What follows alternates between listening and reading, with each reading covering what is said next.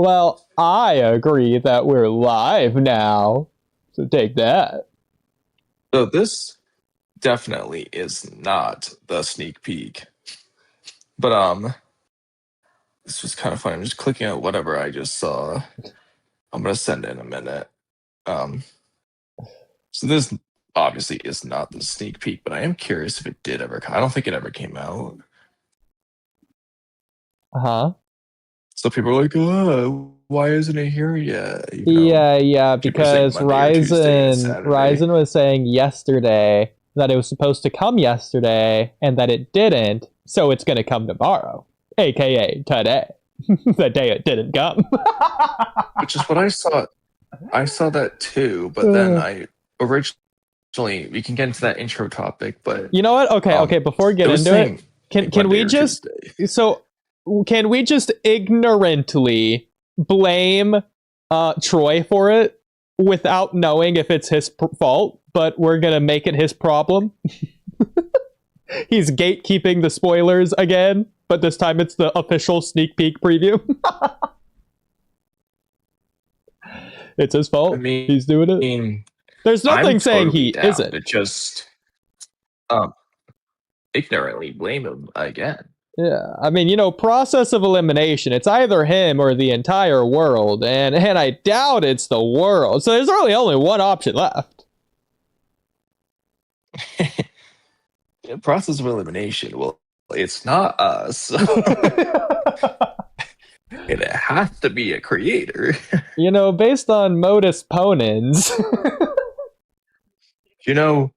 It's not us. Jonathan Oliver would never do that. Exactly. And yeah, based on modus ponens. If P, then Q. Well, actually, in this case, be modus ponens. If not Q, not P. So it's not us. So it's not right. Is that what the modus ponens one was? I thought it was something else, but maybe it was Sage the one that brought it up, or me? If P, then Q. Okay, then I'm the one that brought it up. Sage brought it up? Okay. I know. Okay. Yeah. The inverse. Yeah, Sage brought it up, but then I was prepared and had the picture of it ready. Yeah, so maybe I don't remember the picture. Okay. Specifically, I'm not sure what you were referring to. Well, I do remember his annoyingness. Based on modus ponens thing. You see, I remember the modus ponens isn't the P and then Q nonsense that doesn't matter. I remember it based on it's not about increasing my likelihood. It's about decreasing yours. Something stupid. That is not modus ponens. I'm going to keep saying it is. It's just it's like the first rule approved. Well, P, then Q. Speaking of things, I'm going to keep saying we should keep saying some comments first tab. Unless you disagree, because we only have 2 hours, but they're good at comments first that are worth the time. Okay, well, there's definitely a couple here that I would argue are worth the time. Here's the shortest one that we can do. So, on the community, so here's an update for us, Kamui. Was Onoki's death funny? The community poll. Actually, can you show me the results of all those? In fact, Kamui, why don't I let you take it away? Well, it's because can you actually pull up the poll results first before the comments? I can't hear. Okay, that's my audio. Register? Did you hear me? Okay. Can you say it again? From the start? From the top? Before reading the comments, can you pull up the poll results for all those polls? Yeah, sure, gladly. As long as my computer literally stops freaking out. Yeah, and I'm assuming you can't see my computer freaking out, and I don't know why it's freaking out. It just does sometimes. Okay. I can see your computer working perfectly normally. Okay, well, not helpful. Okay, so here's all the polls. Okay. So... Oh, Kamui, do you want to say some words here? Okay. The majority for was Onoki's death bunny is no. The majority for was Onoki's back bunny, yeah. Back pain bunny, no. Keep going. It's Onoki's back pain, yes. It's Onoki's back pain funny, yes. The burst Onoki's back pain funny. Okay, that's a 50-50. Yeah, no, this is crazy. 50-50, just straight up. To be fair, only 70-some votes, but like so. Because it's an odd number too, so like. Yeah. Last I checked, it was 50-50 as well. So 50-50. Yeah, no, I think this is the funniest like blowout of all time. Like the difference here. Wait. Real quick. Let me just make this better so we can have this on live. Give me a second. No, are you gonna go vote yes? Oh, yes, I'm gonna make it perfect 50-50. Okay. I mean, last I checked, it was 50-50. But which one was it? The Do you personally? Okay, 6 days ago, now yeah. It's 50-50. Yeah, okay, cool. I'll refresh I might as well just go ahead and vote in all these. Yeah, 50-50. Hey, 70 votes. Oh, okay. So I don't think you realize, because I didn't realize when I first wrote it, is Onoki's back pain funny? Kamui, do you want to just slowly read that back to me? Is Onoki's back pain? Did you write back pian? Pian. The person doesn't back plan. I did. That's funny. I didn't realize until someone commented on it, and this was from Jeremy Georgia saying, only if his back piano plays a weird AI song. I thought the piano was a funny comment, so shout out Jeremy. There's a lot of comments on these. On the pain one, someone had a similarly funny comment. Since I wasn't thinking Pain like the character, well, I was, but like I was more leaning towards Pain being like, yeah, is Onoki's back Pain? Before, like, it's pretty itself. funny if people say that. Yeah, so it's yeah, it's Jor 5. I can't believe it's back as Rinnegan. I love this. Like 5 days in a row. Why are you beefing? Onoki. You know what? Okay, even though it's already too late, we're absolutely making this tomorrow's community poll. Or whatever the next scheduled day is. 50. Okay, so 16. This is such a waste of our 2 hours. So worth it. There we go. Okay. You could do like whose Rinnegan is stronger? Do you have like Pain's, like Nagatos or Onoki's back? I'm so down. Or do Pain or Onoki's back? Whose Rinnegan is? Or you have like one answers Pain, one answers Onoki's back, the other is they're perfectly equal. I like just leaving it as Pain and Onoki's back. Not giving him a cop-out answer. Stupid.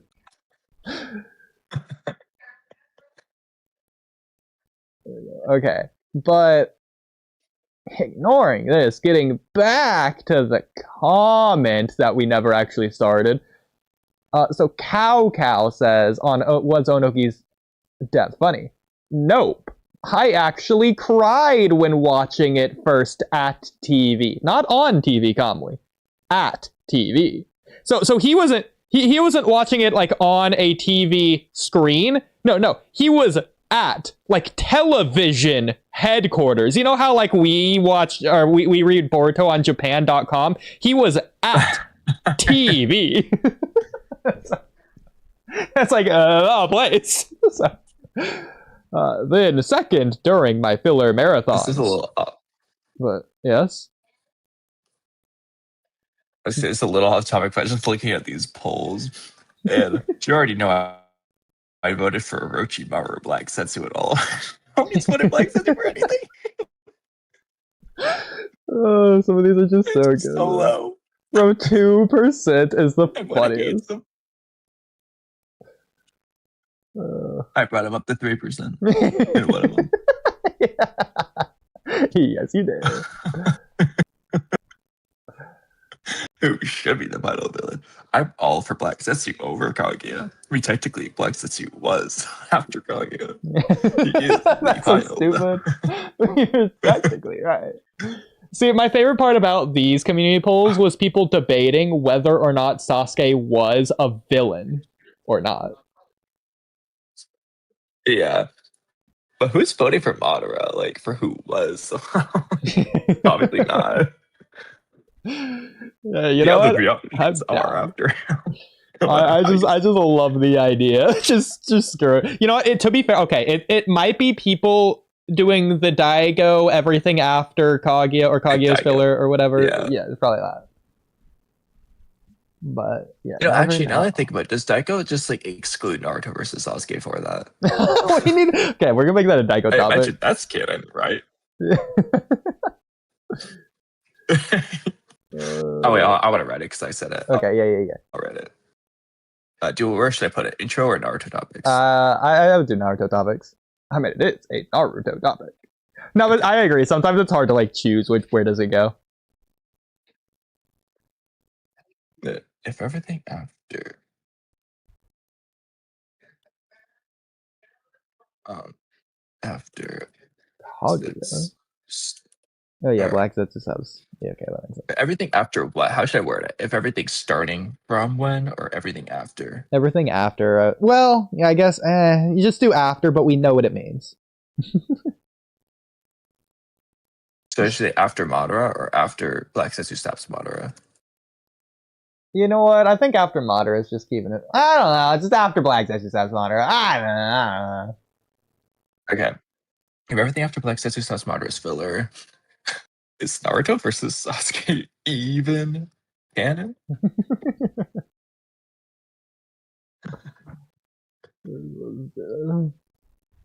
Okay. Well, now that we got that out of the way, getting back to this comment that we're taking forever on. So I read the first half. Kamui, if you want to read the second half. Walky filler arcs are mostly good by weekly standard. They're just too long and can be made into 6 episodes. Oh, for a minute, I thought you were saying the episodes were too long. Into 6 episodes. Yeah, 23 minutes off. I got too short of an attention span for that. Make some TikTok episodes. If it's bad, then it's so bad I cared about filler characters like Sekie more than manga canon characters like Inoji and JoJo. So, real quick, thoughts on that last part, especially. I would honestly mostly agree with them here. Yeah, no, but okay. No, I honestly agree with a lot of what he says here, because but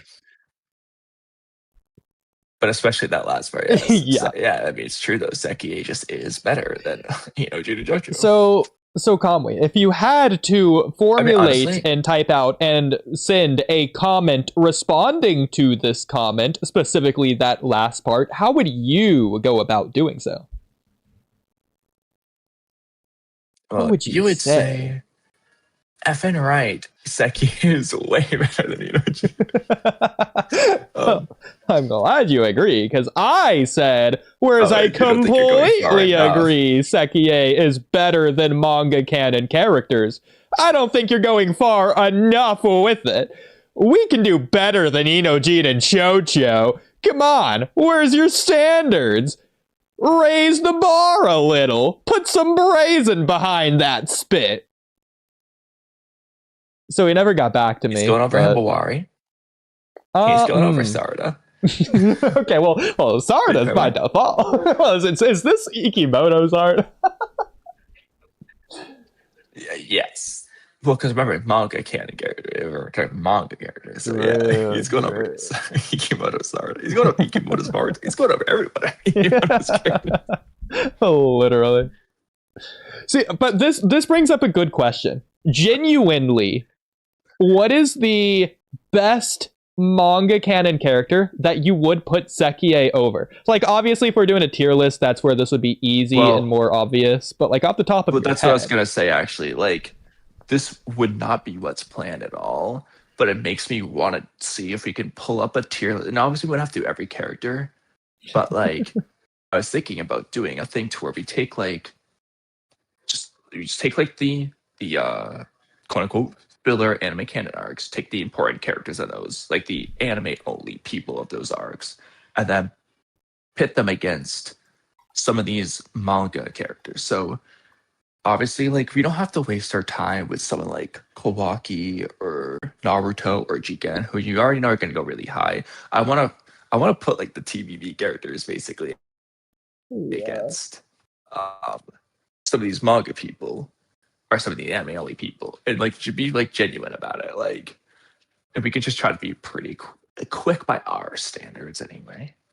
Because I'm not gonna lie, like people like Deepa, Sekie, and some of these, they're gonna go above a lot of them. And then we can make a distinction for like some of the blatantly different people, like Sumire Arc, Sumire, and Anime Scheme. We're just completely different characters. Yeah, I don't know if So I would try. Oh, we got an Okuda Waikage tier list one. Let's go. Yeah, the random Octa. This Waikage tier list thing, which we should have. You could just look it up probably if we don't have it linked. We definitely have a link somewhere, but that one probably has like these anime only people. Okay. Is this okay? Yeah. So I'm just gonna scroll way down for Boruto. Yeah, I don't know if it does, but let's find out. Oh, it has some freaking Shinyu, so I imagine. Is it alphabetical minus the additions? Is that how this works? Or? No, I don't think so. Oh yeah, they got Boruto people. Yeah, but Shin Uchiha. I mean, I don't know. The organization's the issue here. Yeah. See, what I'm thinking, the way I was thinking about it, I think Sekie is a better character than Ao, but Ao probably fits the narrative better than Sekie, if I were to give like a genuine answer. But even that's close, which means I might have Sekie still over, and that might be my answer. The best character. There's a difference between narrative of the arc and narrative of the overarching story. That's fair. Because within their respective arcs, I'd say they fit their narratives perfectly, but for the overarching story, yes. Okay. That's a tough one though, because I still think Ao is contender at least for the best Boruto villains. Like he's arguably is just up there. Like okay, Kamui. Whereas I agree, we can't be saying that out loud. The community's gonna hate us. Well, what next? You're gonna say you like Sakura? Like the worst thing about Ao is honestly he's alive. That's like the I know. And they didn't write it. And the rest is just good. It's so stupid. But anyway, cool. But okay, try a different here. Let me see if I can find a tier list. Do you want to have an answer off the top of your head?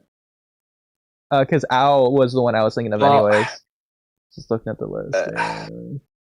The best character. That's the problem. Is like I instantly think like who's he better than, and I just start listing those up, and then like if you get into like the best one, like the most comparable character, I guess to start, and I'm like, who do I pick? And also, do I go by the Kodachi versions or the Ikimoto versions? In the case of someone like Koji, who with Kodachi is just perfect. And when you choose Ikimoto, he's still pretty good. I mostly like him. It's just a couple of weird retcons. I mean, I think we can make the distinction. But to be fair, I do think Sekie, since he's a Kodachi era character, plus it's just a lot more evenly matched up anyways, I feel like Sekie you could compare to Kodachi characters.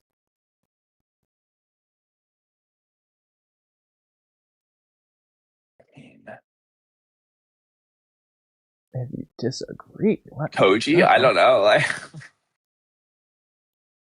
yeah, probably the most comparable. They are comparable. He's just better than Boro. I think he's just better than Delta. He's just better than Victor. Ikimoto, Kodachi Ko doesn't really exist. So funny. Naruto can zeros randomly down here. You can tell this was added in, considering all the other Narutos are up. Yeah. But anyways. The Kodark code made me for comparison. I mean, But they're doing different I was thinking things. that too. My only contention with saying code is because, again, like what we were just saying, everyone else besides us will just disagree. Like, I think that's a fair pick. But the problem is, I feel like the problem is people have forgotten what they thought during the code arc with code and are now stuck on what they currently think. Exactly. And they're stuck on it, bro, like freaking glue. But I think the easiest way to like imagine this for like other people to understand where we're coming from, if you had to make a narrative essay on why both of these characters are good, and you're not like bloating the video just to be extra long, how long would each of these videos be? Which one would be longer, the Sekie video or the code video? I think that's a good way to like measure it. Well, I feel like they'd be similar at first glance, but it's kind of tough because I do think so the thing is, Sekie and Code's role, they're gonna have some similarities, but they're also quite different because Code's character is not as character growthy, charactery as Sekie. But you just compare it differently based on that. Like the antagonist of the arc, he is affecting Kawaki in that very antagonistic way. Sekie is not really Mitsuki's antagonist, honestly, at all. He's more just a really important character for Mitsuki's growth in that arc. Even though he's on the antagonistic side, he's not like the antagonist. You know, he's just like, everyone loves him. He's obviously on the antagonistic side, but it's good. It's different because I'm looking at like, okay, well, Sekie is extremely important for Mitsuki as code is for Kawaki. And then Sekie has extra characters, so I might be biased towards that, but like Mitsuki has other things influencing it. Oh, I guess so does Kawaki though, because of Borushiki. So Code's like the main driving factor, but Borushiki is the straw that breaks the camel's back at the end. So I mean, okay. I mean, I'm glad you were saying Code, because the fact you had the guts to say it, because Code was my other choice as well. I just thought Al would be less controversial, if anything. So I'm glad that like my two picks that I had were the ones that you were thinking as well. The only other one I have is Koji, because everyone else just feels like Sekie is just blatantly above. Like I said, Boro, Victor, Delta, or the Kodachi era Code, because Code doesn't do anything yet. I'm putting him over Shoji. Mabushiki arc Mabushiki was another one I was considering, but okay. I mean, this is a good question. Code arc Code versus Mabushiki arc Mabushiki as antagonists. Who are you taking? It's the better one. I'm probably gonna go with Mabushiki. Okay. Probably would say the same. In which case, now you have Sekie versus Mabushiki. Sounds ridiculous. Sounds ridiculous to actually say that. Well, okay, to be fair, that's Momoshiki arc Momoshiki specifically. Yeah. Which that makes it a little bit more difficult. Because at that point, it's funny to say, but if you show the Minato manga to someone who's never seen Naruto, so obviously they don't know the legacy, they don't even know Naruto's the main character, they just have Minato's character as a character in and of itself in the Minato manga. You compare that to the Sekie arc. I feel like that's the best way to compare Minato versus Sekie. Which one is better then? Because we know Minato's legacy, it's so difficult for us to separate that, so it'd be really easy for us to say Minato. Well, and I was going to say the same thing. I was wondering, you haven't said this yet, and I don't know this is why you're bringing this up, but I was going to say the same thing about Mabushiki arc, because we have that going into it with Naruto and Sasuke as well, and is that influencing us, a little bit? Oh, probably. Is Mabushiki... See, overarching narrative, Mabushiki's doing exactly all right, but technically so is Sekie. So you have to look at it in terms of, because I don't want to say which themes do we like more, because I don't think that's the way to do this. We got to look in terms of what are the themes of that arc and how are they serving that. feel like it's the way to do this. And if that's the case, because I think Momoshiki probably just does it so perfectly on the nose that you might have to say him based on that. Because it just is picture perfect what you need for that story. When Whereas I you guess mean on the nose, Seki does anything wrong. When you mean on the nose, do you mean that it's more like blatant and like obvious, or do you mean that there's more depth there? Because I would measure it based on that rather than. Let's just say he just like is the template for it. It's not that there's more depth there. It's more depth for Seki, but Momoshiki just is the poster template for that situation. Okay. I feel like. Sure. I don't know. It's kind of tricky. Yeah. This might just be impossible for us to do, but I feel like we've come up with good answers. I think all we can really do is just say who are they comparable to, and say who's better is just going to be like impossible. Yeah, but we did a pretty good job, my opinion. Now we're doing this. Now that we're doing this, oh god, I'm going to ask a couple more. The second involves Seki. Ao arc, Ao versus Momoshiki arc, Momoshiki. I'm gonna see. Okay, well that's hard because one's establishing a theme and the other is building on top of that very same theme. Yeah. So like, do we measure it based on how far they take it? In which case, by default, Ao would win. Or do we measure it based on how far each one grows? In which case, I feel like that's unfair considering starting with nothing and then having something as opposed to just growing something else. You're probably going to grow more in the first instance than the second. So that's also unfair in a way. I don't think that's the way to look at it. I feel like it's just like, it's hard to put into words what I'm imagining because it's the same way that we can have the conversation about like Zabuza / Haku versus Gaara as antagonists. Whereas technically that's another example. Like Naruto's building off the protected one's precious tool. Where did you learn that? I don't know, you learned in freaking Haku. So the fact you can have, I mean, of course I chose the two very comparably awesome but like the fact that you can make the comparisons, I think you just have to like personally factor in like, well, okay, Zabuza is starting something, Gaara is building something. So just like, how much do you feel like they're affecting the main character or the characters of interest? And how much are they like positively facilitating or supporting the story's themes? And I mean, both do it really well. The thing with Zabuza is it's like the theme of the story, and they do it really well. But of course, with Gaara, they're focusing on a different theme. They're not focusing on Shinobi or Tools theme, but like the theme they do with there is also done. So one thing I'll add to that, which sort of muddies the water a little bit, but how a antagonist or villain directly changes a character versus indirectly. Zabuza practically does almost nothing to directly change Naruto. He presents an obstacle, and it's what he doesn't do. And the change facilitated through Haku that we see what Zabuza's impact is. Likewise, Momoshiki doesn't do anything to Boruto. It's what he's doing surrounding Boruto, the circumstances that are already obstacles in Boruto that cause the struggle. But it's not Momoshiki like confronting Boruto or anything, unlike Ao, who's directly doing so, both physically and ideologically. Yeah, and it's almost a similar thing with Zabuza and Momoshiki, actually, now that you're bringing this up, because it's like, what happens is Boruto sees what Momoshiki's doing, and it's reflecting on that.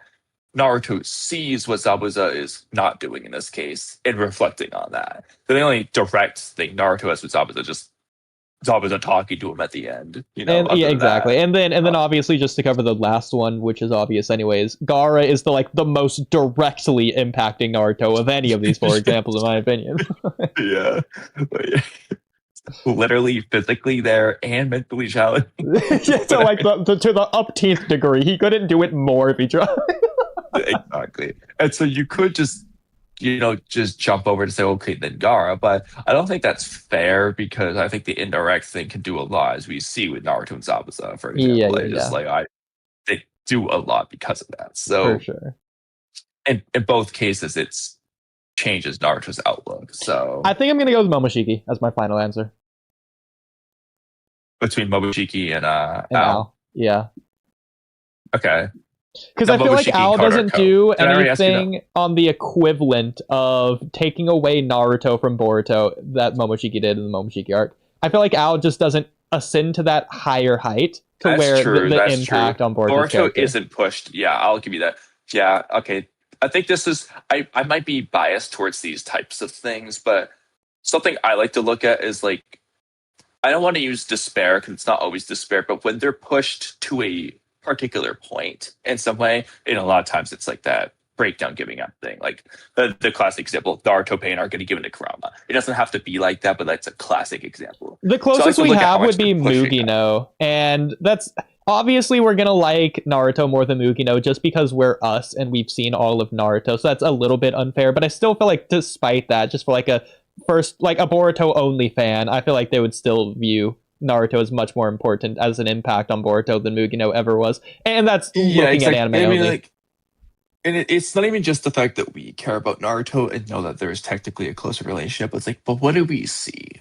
I mean, Boruto's like pounding it. He's like, oh, me now, versus Boruto like freaking sad walking around the Hokage. I was putting on Naruto's jacket, all that stuff, reflecting on his role. Yeah. Like, and it's also it's not reflection is just stronger. Exactly. It's not just the sunken depths of depression that I'm judging it based off of. If Boruto's walking around in the hour crying, snot-nosed brat, like a glum look on his face, I'm not going to say that Ao's better by default. It's more so the growth that comes from that despair. So for the Boruto, the Momoshiki arc, he puts on Naruto's jacket, bro. That's already just iconic. And then goes to Sasuke to go save Naruto. It's so good. As in comparison to the Ao arc, he just learned scientific ninja duels. I'll also, yeah, exactly. When you put it that way, like, okay, what is, I don't want to use the lesson or theme itself as a thing, but like when you factor that, it's like, okay, Boruto learning is a ninja versus, okay, so ninja duels aren't that bad. Yeah, I would say in one, Boruto's learning the lesson alongside Naruto because of Ao, whereas in the Ao arc, Boruto's learning the lesson directly from Ao. Yeah, okay, from Momoshiki. But in the Ao arc, it's directly more or less from Ao, and it's Boruto doing it. Not to interrupt you, but you could argue it is because of Ao, because of the retcon of Ao manipulating Katasuke, which is what leads to a lot of Boruto's up there. So it was because of Ao. You're not wrong. But yeah, the other thing I'll also say is, well, this wouldn't really be about Ao, but more so the arc itself. It is going to still relate to Ao. Even if Boruto was just, like you said, he's udon, snot's flying out of his nose, put on Mookie nose, tattered jacket or whatever, all on his eyes out. He's giving it to Momoshiki. Now, to be fair, I do think the putting on the Naruto jacket equivalent would be Boruto taking care of Mugino's turtle that kept biting him. And giving it to Konohamaru at the end. Okay, let's just say in the middle of the Ao fight, like before fighting Ao, he puts the turtle on his back. It's riding his shoulder like Monpa. Okay, so it's biting him all the while, but he's okay with it because for Mugi. Okay, you get the idea. Let's just say he's doing all that. The relationship between Naruto and Boruto is just more believably impactful versus the dude we never met. I know. We're just not going to feel the connection. So when Ao takes that away versus Momoshiki takes that away, we're just going to attribute what Momoshiki took away as more impactful. To be fair, okay, this is a terrible argument, and it would just to give a bone to the other side. I don't agree with this, but okay. To be fair, technically, Naruto and Boruto didn't have much of a relationship, just like how Naruto, or just like Boruto and Mugino didn't have much of a relationship. If anything, Boruto might have known Mugino more than Naruto. It's possible. He never went on a mission with Naruto. The first 8 years of Boruto's life, or 6 years. Exactly. Sure. To be fair, if we watch the Boruto movie, do we know that? Yeah, we do know that. Never mind. Yeah. Make it very clear that he was not Hokage all his life, and that's why he cares. Okay. So now I can't remember. I think I asked you Code versus Ao, and you said Code. Is that correct? I think I said ow, but it's really difficult. Well, okay. Well, I'll ask anyway. Momoshiki arc, Momoshiki versus Code arc Code. I can't remember if I asked that one.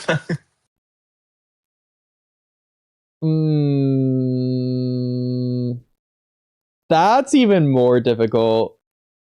Because I do think Owl's probably a better character than Code, but I'd like Code more than Owl, in my opinion. Well, Owl's a better character than both Code and Momoshiki, but as antagonists, the other two might have a little bit of an edge, kind of thing. Yeah.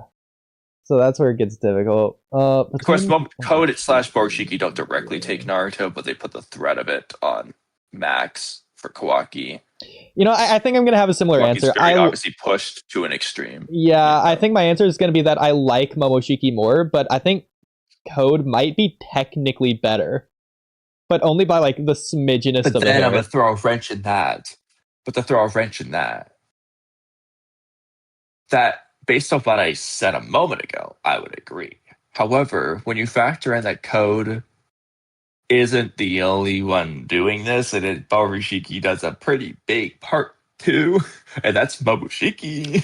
Oh, you know what? Okay. You're completely right. I didn't factor that in. I was attributing every Borushiki thing to Code, which, to be fair, Borushiki obviously doesn't come out if Code doesn't do that, so you can attribute all that to Code in a way.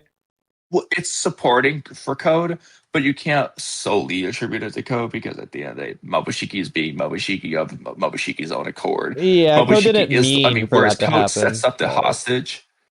Code sets the stage with the hostage, but ultimately it's Momoshiki who's gotta shoot the Rasengan at Naruto. And that's the thing that Kawaki absorbs, which, in order to absorb, it needs karma back for. Karma's not really, I mean, it's just a power thing. He's not absorbing anything Code does. So it doesn't even manifest karma.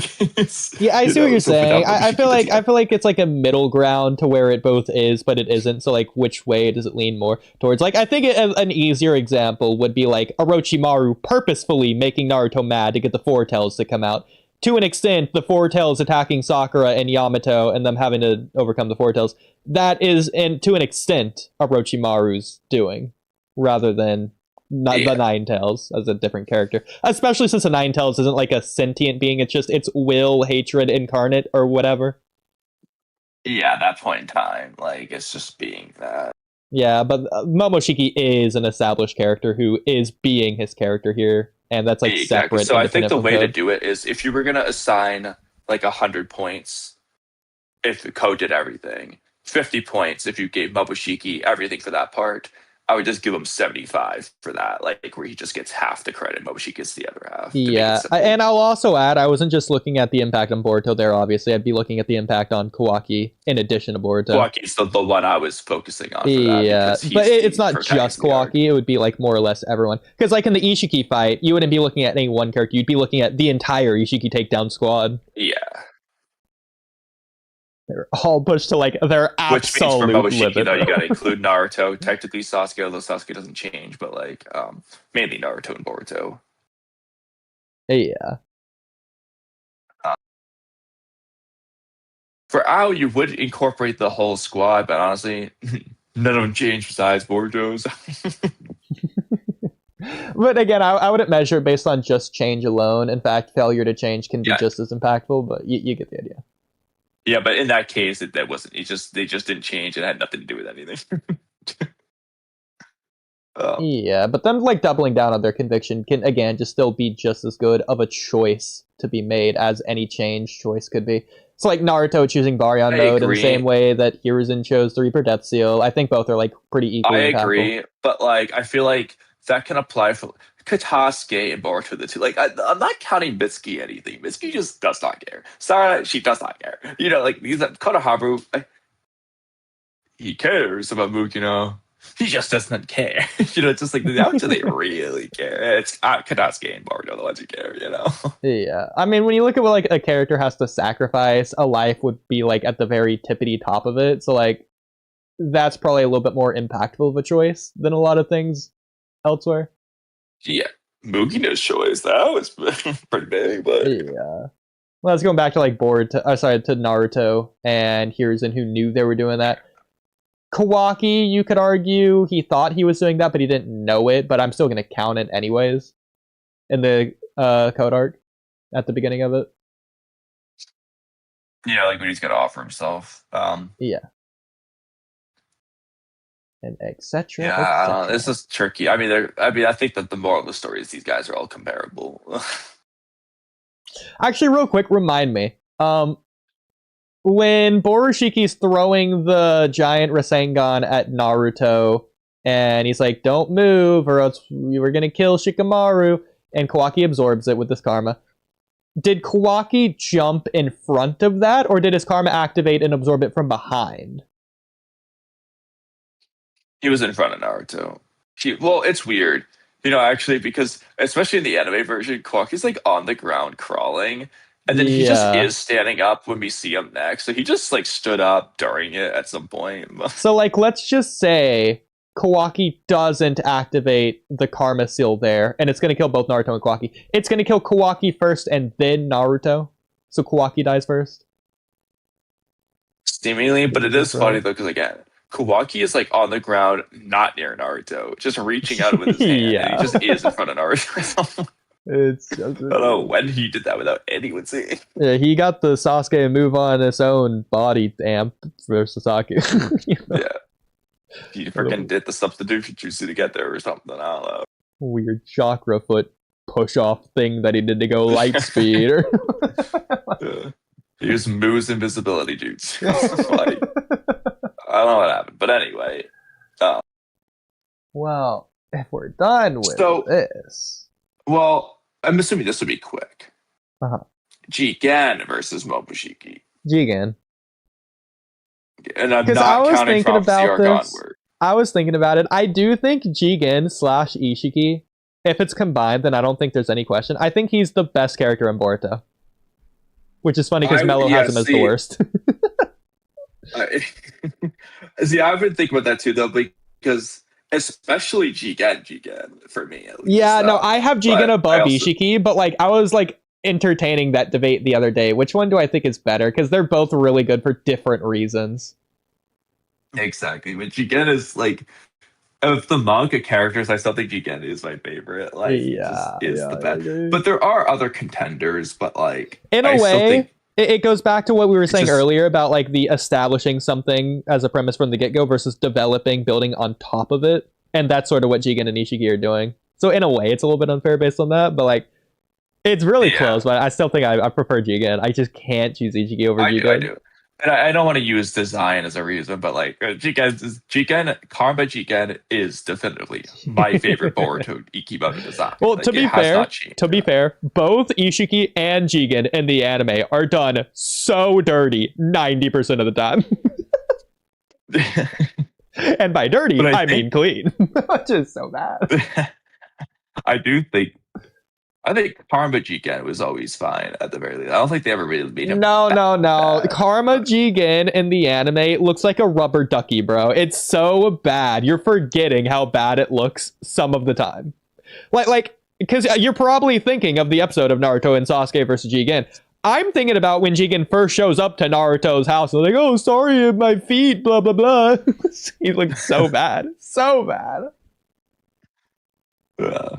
Yeah, well, why would they draw look, though, I think when he activates the karma, it wasn't as bad. I know the base Jigen, there's plenty of times right now it's awful. Oh my god, bro. I think when his karma was on, he's usually had a fine character model. But yes, I agree. The manga, Jigen is one of those characters where the manga just is consistently better. Like, I think Jigen is easily Ikimoto's best manga character. Like, does he ever miss with Jigen? Like, not honestly, just better. Are we ever complaining about sweat beads and nonsense? Or literally, bro. I think Jigen is just Ikimoto's best drawn character.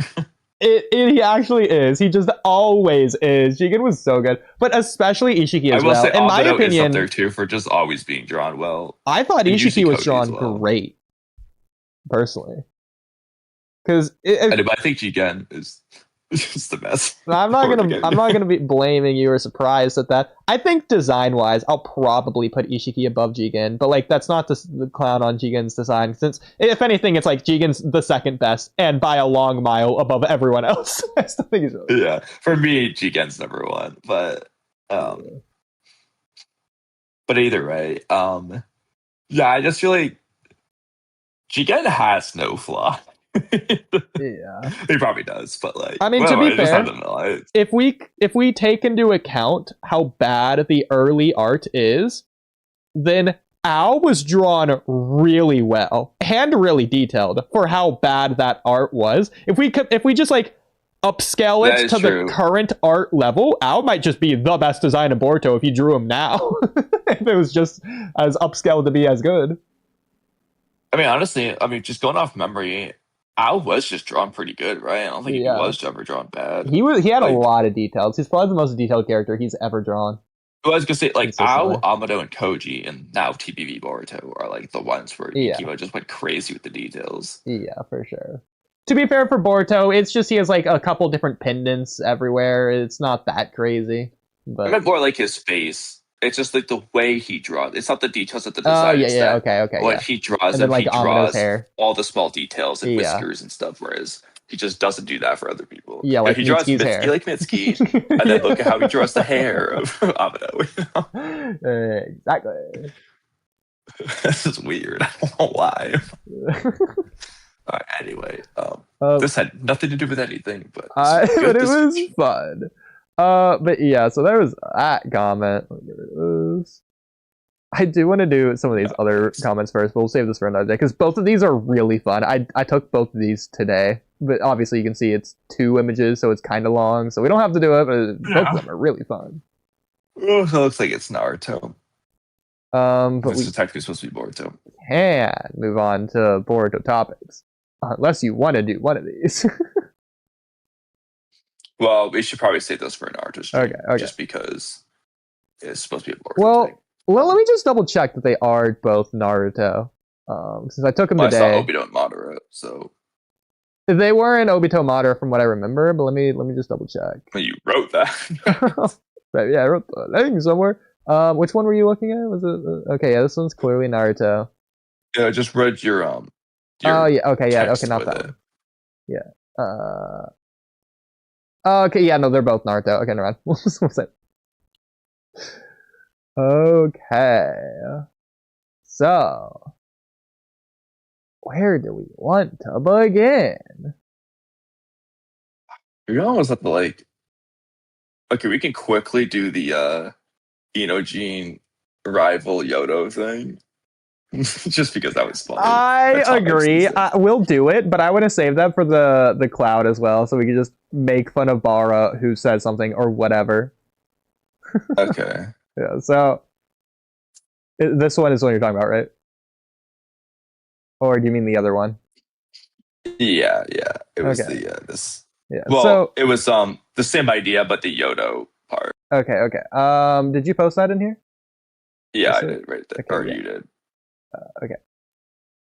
So, oh my god, okay, so this comment by Tomixy reads.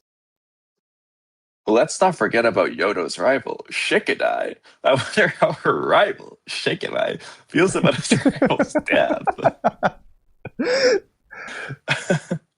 So Shikadai says, the rivals comment. Shikadai says, I happen to win this time, but who knows about next time? It's such a bother. Yeah, that's probably how he feels about Yodo's death. It's such a bother. Yeah, not the fact that he's bothered by her death. The fact that her death is bothersome. It's like, oh, really, Yodo? You're gonna die? Now I have to go to your feet. Oh. Yeah. Now how am I gonna know who's gonna win next time? My rival.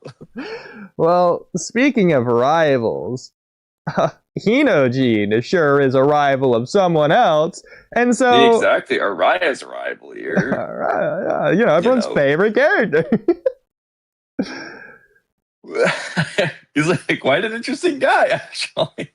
Yeah. So, Kamui, if you want to read, Araya's rival's comment here. Well, it's frustrating, but he beat me soundly. Just you watch. I'll bring it all next time. Well, Kamui, what if I told you it actually doesn't end there? Because that's a really cool comment. So You agree, like, this is a nice thing for Inojin to say. It's very inspirational. He's going to get back on his high horse and be motivated to try again next time. Exactly, except... Just kidding. Just kidding. That's not my style. So I wrote, it's not Inojin's style to try. I wanted to post this with the current Boruto story in mind. Yeah, I don't know why Josh and Goji trust an Inojin. So what is he doing against Mamushi? This would be stupid, but it would have been really cool if Inojin said at any point, like, it's not my style, but I'll do it. Yeah.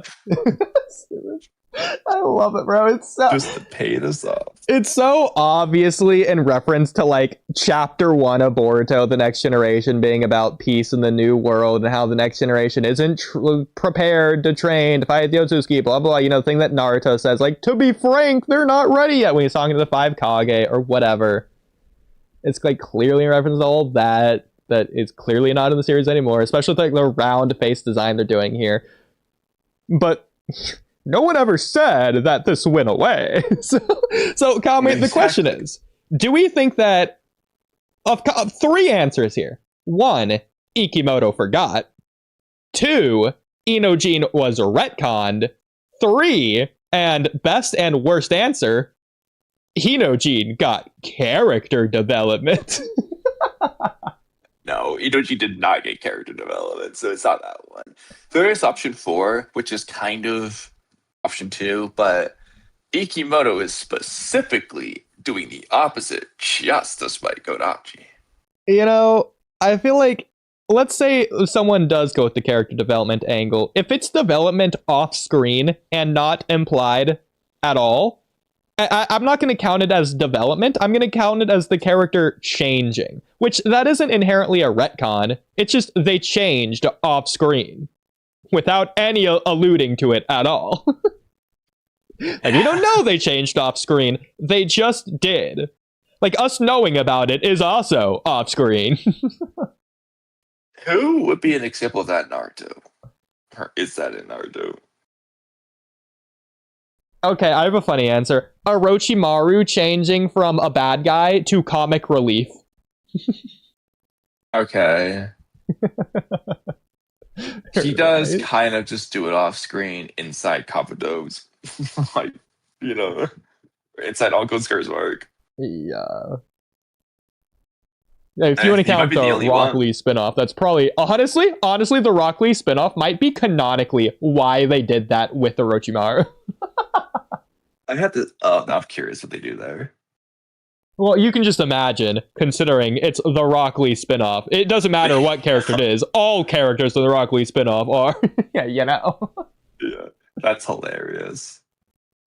Because I think that's where they do it first. I think it's just continuing on with the running gag. I love those Orochimaru scenes at the end of Naruto. Just let Orochimaru be the final villain too. Bugs! Neji! He's the final villain, but he's still running from Shido's bugs. I'm down. As a matter of fact, let's just have Orochimaru be the one to act by Instant Tsukiyomi when they ask him why he did it, so he doesn't have to fight Shino. Now that Aburame clan's out of the picture. Now we can fight. I can fight worry-free. I really hate bugs. So I guess we'll just leave those there. I did have a Mamushi topic if you wanted to do that. Going into... we have a bunch of them, but do you want to do your Is It Just Me or is Boruto TBV been feeling like it's going through the motions recently topic? Yes. We'll do that one next after this one since it's on screen and short. And I also wrote this yesterday, aka today. Mamushi's splitting ability is cracked. First of all, do you agree? Well, I mean, I've already explained why it makes no sense, and that's partly, it's and breaks the fundamental rules of the universe, by the way. Exactly, and it is, like I said, because, like, First of all, he's not even that dumb right now. Exactly. Bro, the thing that annoys me most is people saying that he is based on the 2 quote unquote hints that he's had. At the beginning of the last chapter when he's like, don't forget, guys, keep your chakra signature, hit blah, blah, blah, whatever he says there. Or when the clone does the fire style against the building and the other one's like, hey, remember not to destroy Konoha. And people are saying those 2 things are a hint that Mamushi is currently stupider than the one we've known, as if the one from that we've always known wouldn't do either of those things or say either of those things. Exactly. The other thing to factor in is moments before he was just talking about not trying to do stuff because so he was clearly aware of the Jura thing. And the beginning one, the fact that he's saying it tells us he's aware of what to do. He's just saying. Don't forget. Exactly. Also, if the Naruto series wants to present a smart character as dumb, or just a character as dumb, they're gonna go the Road to Ninja Shikamaru route and make him comically just mentally just the R word. They're gonna make it freaking our interpretation of Hidari. Yeah, Shikamaru's drooling as he's swinging. It's stupid. That's not an intelligence thing at that point. He actually just has special needs. That's stupid. Well, honestly though, for something realistic, what they do with Hidari in the bookstore, they would just have him he's looking in books. He's like, is he here? Or is this Naruto Uzumaki? Yes, he's holding a book. Girl, yeah, he's is that Naruto Uzumaki? So they're gonna do stuff like that. Or love is not a disease. Exactly. It's so good, though. Hidari's pointed to a telephone pole. We know how stupid Hidari is. So what's the worst that's gonna happen? Mabushi becomes Hidari, who can still body everyone. Exactly. So stupid. So also really quick, I presented the Boruto timeline was broken in this most recent chapter thing. Yeah, I'm talking about. I don't recall off the top of my head. The fact that the several days later time skip doesn't make sense because Ikimoto both does and doesn't want it, and it's impossible for both to exist. I kind of remember this, but do you have it? Did we already do it on stream? We did do it. Well, we haven't done it, but that's ignoring the fact. So I presented that topic last night to the Cloud Ninja podcast, and they each gave their answer. I'll start telling you some of the answers. Ryzen he acknowledges it. He completely agrees with me. He just doesn't care. It's just completely fine for him. Hey, I guess more power to him. I think that's a lot of people. Yeah, I agree. Even though it's the most blatant and obvious and most obtrusive thing of all time he's ever done. But ignore that. So, Free Game gave my personal favorite answer, and you're gonna want to make fun of Free Game for giving this answer. But keep in mind, the fact this answer actually, unironically, works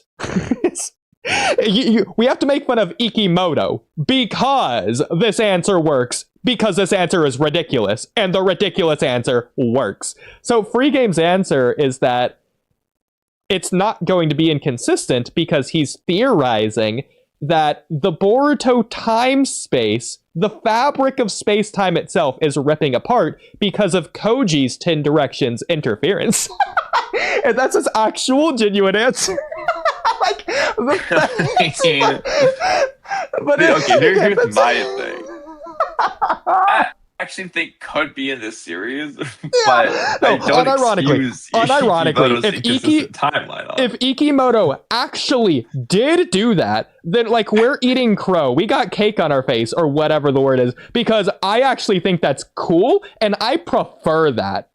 That's the best way to explain that, and I would actually like it better than if he just had it written consistent in the first place, and at all. But if we're going with that, should people like Koji and others be questioning the timelines, or should they just not know? I feel like they should be questioning, why is the time being all messed up, and then they would find out why, versus just nobody knowing, so that doesn't really matter. I feel like it would be a split to where sometimes they would be aware something's wrong. The other times, it's like they would be like in quote unquote one dimension or the other. So it's only like when there's a clear inconsistency in front of them, like they can essentially see the split in space time. That's when they would have the problem. Like for an example, I feel like Koji should be able to tell. So this doesn't exactly work, but like as like a visual example, when Toneri was watching Earth, we had those weird like cracks in space, the like glass texture in space. I know, it makes no sense. You know, the thing that Toneri squeezed with his hand to undo. So obviously Toneri was aware of that, but everyone else on Earth wasn't, despite it, quote unquote, for this analogy, affecting them both equally. For the analogy. Yeah. So that's like the kind of idea that I'd be thinking of here, in a way. It's like only those who are seeing it would know, even if it's still affecting everyone. Yeah. And I also think, based on this, forgetting would sound silly, but I think they should only be aware of it when they're looking at it, and when they aren't looking at the inconsistency. It would be like omnipotence. Again, I don't want to use the word forget, but it's like they would accept whatever reality they're currently in, which could be cool. Yeah, I guess. I still feel like I like them questioning it and like addressing it versus just I mean, that's fair. It's inconsistent, but we're not gonna do anything about it. I mean, when we get to it in a million years, Future Diary, Mirai Nikki, the Platinum End sequel, it sort of does something like this in its third act. So we'll get to that in a million years. We'll see how well they do it, I guess. Yeah, probably late 2026. But anyways, getting back to this, and to be fair, I actually don't think his ability is probably actually all that cracked, considering, whereas, I mean, he technically could split into like literally a million, but I don't know if he actually can, and at that point, I don't know if it actually matters. As opposed to Naruto, who does often split into 1,000 plus clones, and I feel like, whereas I understand the chakra split, blah, blah, blah, I feel like it's effectively the same thing, to where, if anything, I'd say the 1,000 clones is going to be more useful than Mamushi's like 30 clones that he's actually in reality going to end up doing. Well, they're going to do that because that was the goal, but like he could do more. I know. The only thing that I'm asking though is that, like, when it comes to this, so he gets dumber and dumber. But at a certain point, is it like, let's say it gets exponentially dumber, it gets to a point where, like, is there even a different, like, okay, so like 0.1% smart versus 0.01% smart? They're both so brain dead it doesn't even matter. At that point, he might as well just make 1 million instead of 1,000. At that point, can they stop him? I mean, based on what we've already seen, he's not getting any dumber numbers. I feel like just the more numbers just is better. Especially since he said like each clone is going to make him like sharply stupider. Like it's going to be a noticeable difference per clone that he splits. Apparently, but it hasn't been at all. Even though we can't even like tell, but that's that point. Yeah, and a funny thing is that I think it was Ryzen. I forget exactly who it was. Like either last night or 2 nights ago, they were saying that based on Mamushi's ability, the only way it makes sense if Mamushi is actually like the smartest character of all time. He's smarter than Jura. He's the smartest Shinju. He's smarter than Shikamaru. I thought that would be my rewrite for it. Is that would be the best way to do it. I agree, but that's clearly not what they're actually doing. Because, like I said, I'll just kind of repeat it very quickly. If he was like L and he's super smart and he's trading his intelligence for this, physical powers of numbers. Yeah. That's a fine trade-off. And then he'd have to do some cool strategical things where he could actually outsmart Shikamaru, because Shikamaru thinks, like, oh yeah, we're going to beat him here. And it's revealed what Mamushi's plan was. He's actually super smart, blah, blah, blah.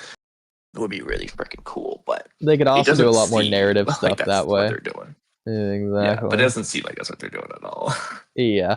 I think rather than intelligence, it shouldn't have been intelligence in the first place. They should have just written it as self-awareness or ego based on those original translations. So he's becoming more Clawgrime-like. He's losing his Shinju-ness. They could do that. Yeah, since the Shinju are already a mix between the Divine Tree and humans, so like they're already part monster. And this way, it's like he's giving up his humanity to be more monstrous. Which would work for what I think Mamushi's Shinju characteristic should be. Yeah. Because at that like point... him being that guy. So if his ability represents it, that's pretty cool. Exactly. At that point, it's just upgraded Clawgrimes. It's Clawgrimes that are Mamushi level. But they are Clawgrimes. Essentially. Yeah. I don't like it. I like that. Yeah. I like both ways. I like that he was really smart before, and I like that it's the way you do it. So either one I'd be happy with. Okay. But getting to the actual topic, since it isn't actually about Mamushi, it's about Mamushi's ability. So Mamushi's splitting ability is cracked. Is it a Shinjutsu? So I'll stop right there. Is it Kamui? Or is it not? Is it just a Rinnegan ability? Is it a Mamushi specific ability? Is it a bug ability that's been carried over? Okay, what so is it? Divine Tree ability? So my personal hope is it is a bug ability that's been carried over. Now, Bug's ability may not be exactly this. Do you think Bug had fire style? I hope Bug not only had fire style, he has some ability that is being applied or expanded upon or something, like it's carrying over a Bug ability to what Mamushi's doing with splitting. I don't know. I'm down for him having fire style. But like I hope Bug has some type of splitting related power that, like, again, Mamushi can be making it better, whatever. But I want it to originate from Bug. That is my hope. Because see, my biggest hope for Bug, this sounds silly, just really quick. I want confirmation that Bug has fire style, and since we didn't see it up to this point, that means the only way to see it is if Bug comes back. I don't want Ikimoto to confirm it in an interview and never show it in the manga. I need to see Old Man Bug with his hat, jumping backwards, doing the tiger hand sign, and fire coming out of his mouth towards someone else. I need that panel. That's my number one most anticipated panel in all of Two Blue Vortex right now. I mean, honestly, dude, that'd be Mamushi's cool. defeated and doesn't devour anyone, then I want Code to get his sword and soul and free him, and then have Bug and Code be the dynamic duo taking on Goji. Yeah. You know, Ikimoto probably forgot that he's a Kara outer at this point. Just have him be the, like, 12th Kara inner at this point. Just screw it. Yeah, why not? Twitch, you might help then you wake at the Shinju. Now, speaking of Shinjutsu, get into your question. See, my thing is, claw marks aside, why would Mamushi be the one and only one with a Shinjutsu? Can they narratively do something there? Sure. Maybe Mamushi has the least ego going on. He's the most 10 tails, and that's why, and that led to him being the one to awaken it. Can they do all that jazz? Sure. Does it feel like they are? No. As of right now, no. Mamushi's reading porn, and I'm not going to attribute that to him being a 10 tails. I'm going to attribute that to Bug until they clarify otherwise. So it doesn't seem like Mamushi is being the least ego-y. It's just Bug's different, like whatever. So because of that, why would Mamushi have a Shinjutsu and not the others? Is it because, Hidari just hasn't awakened? Matsuri never got the chance to awaken. Why did Bug awaken while reading porn? Again, that's just, can they do it? Sure. Is that stupid? Like, shout out Konohamaru? Yes, it's very stupid. Mamushi is he least earned a Shinjutsu when all he's done is sit around doing nothing. So I am asked, why does he get it? Is that the point that we're supposed to take away from this? I don't know how I feel about that. So my gut is, despite the ability, absolutely fitting Shinjutsu requirements, and that it doesn't use hand signs, it makes no sense, it breaks the laws of physics and everything. Yeah, I passed all those check marks, but narratively, why does he have it? Yeah, Jura should probably be the one with it. You could say subversion of expectations, and I think this is actually, at this point, subversion of expectations that are good are actually the rarity to me, according to me. And I agree with that, but I do think there should be a reason, like why Mamushi got it. Yeah, and I think. Do you think we should get a reason for why Koji awakened it when he did, like an official reason, not just speculation? Oh, they didn't give us no reason. They just said, "Oh, he just did." But it's probably not coincidence. We can probably come up with a reasonable, justifiable headcanon. Okay, here's the problem. Here's my problem. I could come up with a reason. In fact, I can come up with different reasons. The problem is, one works with Kodachi's Koji, which Ikimoto retconned, and one does not work with Ikimoto's Koji. I agree. So here's the problem. If you were to say similar to Kawaki's Karmasil shenanigans, it was like his desire, in Koji's case, his desire to live, to look towards the future, led to a message in the future, blah, blah, blah. That works with Kodachi's Koji. What's the problem then? Ikimoto retconned that to where Koji just accepted his death. He was quietly waiting. He was waiting for it. Yeah, it's the push to a corner. You want to protect someone precious to you, become as strong as you need to be, mental lamp on the verge of death type of situation. It's the same thing Kawaki did when he awakened his Karma Seal. Same thing Naruto did when he fought Gaara like 20 different times, etc., etc. Exactly. It's the same thing.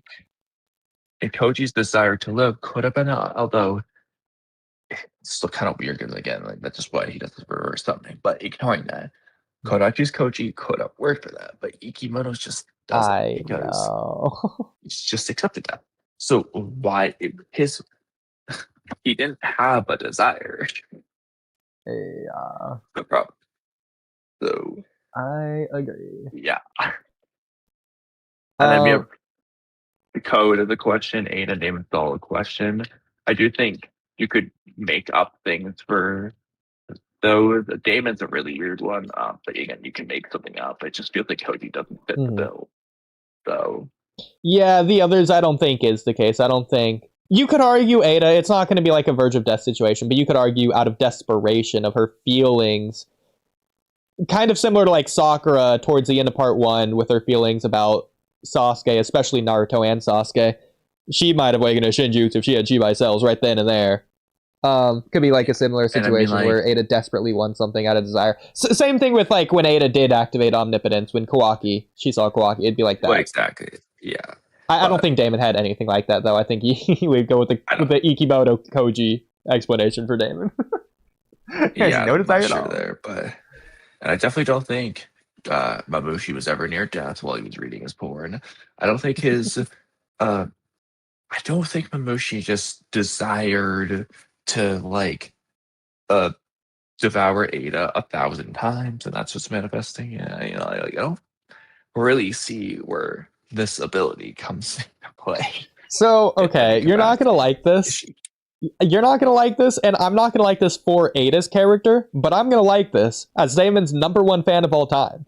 A really cool plot twist they would do is if Ada doesn't have any Shinjutsu or whatever, and it's for the same reason that like Sarada and Sumire are immune because she just thought it or whatever. So it's going to be the same thing. It's going to be Ada has, quote unquote, has her abilities because of Daemon's desire. He's the one with omnipotence, and he wants Ada to be protected.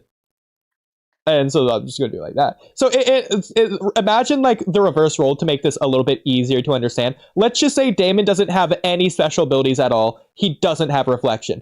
The reason his attacks against him are reflected is because of Ada's desire. He doesn't want Ada doesn't want her sister to be hurt. Exactly. Yeah. That's the way I would do it though. It's not the reverse. Yeah. So, but like, I mean, whereas I agree. As Daemon's #1 fan, I would do it the original way where it's cool. It's all Daemon. Daemon's the reason that Ada has omnipotence. But then coming back to Mamushi, how does that even work? That really answers the question, unless we're just going to say Jura wished. Daemon wanted someone strong to fight. Oh my god. That's hilarious. Okay. If we're going with the Daemon thing you just said, that is my favorite reason why you had someone strong and he got it. Okay. Actually, unironically, that would just be hilarious if Hikimoto wrote that in directly into the story. Like, Daemon's fighting Mamushi, and he's just, like, yawning because Mamushi's so weak. So he uses omnipotence to give Mamushi an amp. And he just, like, you have to make, like, 1,000,000 clones, and he's like, yeah, now we're talking. I love it, bro. That's so funny. That's like a One Punch Man kind of thing right there. Well, no, okay, but here's the thing I could say, though. That could be narratively kind of impactful. So, Daemon does this, and it ultimately leads to Ada being devoured, because Daemon was so focused on that strong opponent that he didn't beat him immediately. And so Daemon actually let Ada get devoured, essentially, without realizing what he's doing here. But this brings back to why I mentioned this, because Ada didn't want to release Daemon at first. Why? Because of Daemon's personality. Not because she hates him, but because she was worried that this could lead to her having problems. In this case, her getting killed/devoured. So this could work if, like, this is a thing, like, Daemon. Because, I mean, ironically, this would fix this weird coincidence to where it's not even Jura, it's a version of Exaptation, it's Mamushi. Why would it be Mamushi? Because Mamushi happened to be the Shinju to choose Ada as the target. That's why Daemon gave him the ability, even if subconsciously or whatever. Yeah, exactly. This is cool. Good work. My only problem with that is if Daemon doesn't want Ada to be devoured, then if Ada is devoured, he could just omnipotencify it to where she isn't actually devoured anymore. Just undo it. Yeah. I don't know how to. I like the idea of Daemon wanting a strong opponent, and that leads to this. But, like, yeah, you can't be through omnipotence, because then he could just solve some other means. Yeah. Anyways. So, I mean, a really simple thing they could do is just have Daemon, like, basically, like, Koji's got his plan, but then Daemon's, like, annoyed at how weak he is, so he eggs Mabushi on to make more clones to make him stronger, and that messes up Koji's whole strategy, and that leads Ada getting devoured, all because Daemon was just wanted a stronger foe. They could do that, I guess. Yeah. I don't know. I feel like Mamushi's ability shouldn't be a Shinjutsu. If anything, it feels like it should be an ability that the others have as well, and for whatever reason, they just aren't using. Because it's essentially the same thing the Ten Tails did in the War Arc when Sasuke put Amaterasu on it. It just split itself off and made the Ten Tail fodder minion. The only difference there, though, is you have to ask, well, when the Ten Tails did that one, did it get dumber?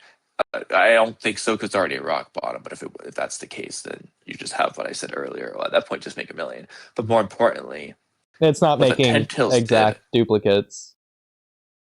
But yeah, because what the Ten Tails did, seemingly, is just like what Mu does.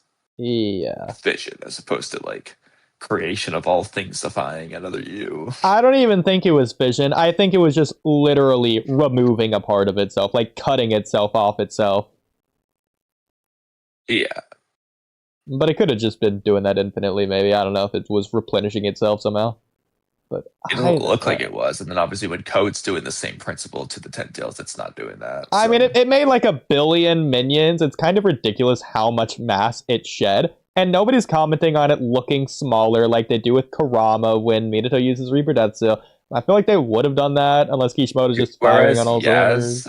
The Ten Tails was so big in Naruto that I mean, his size is inconsistent regardless.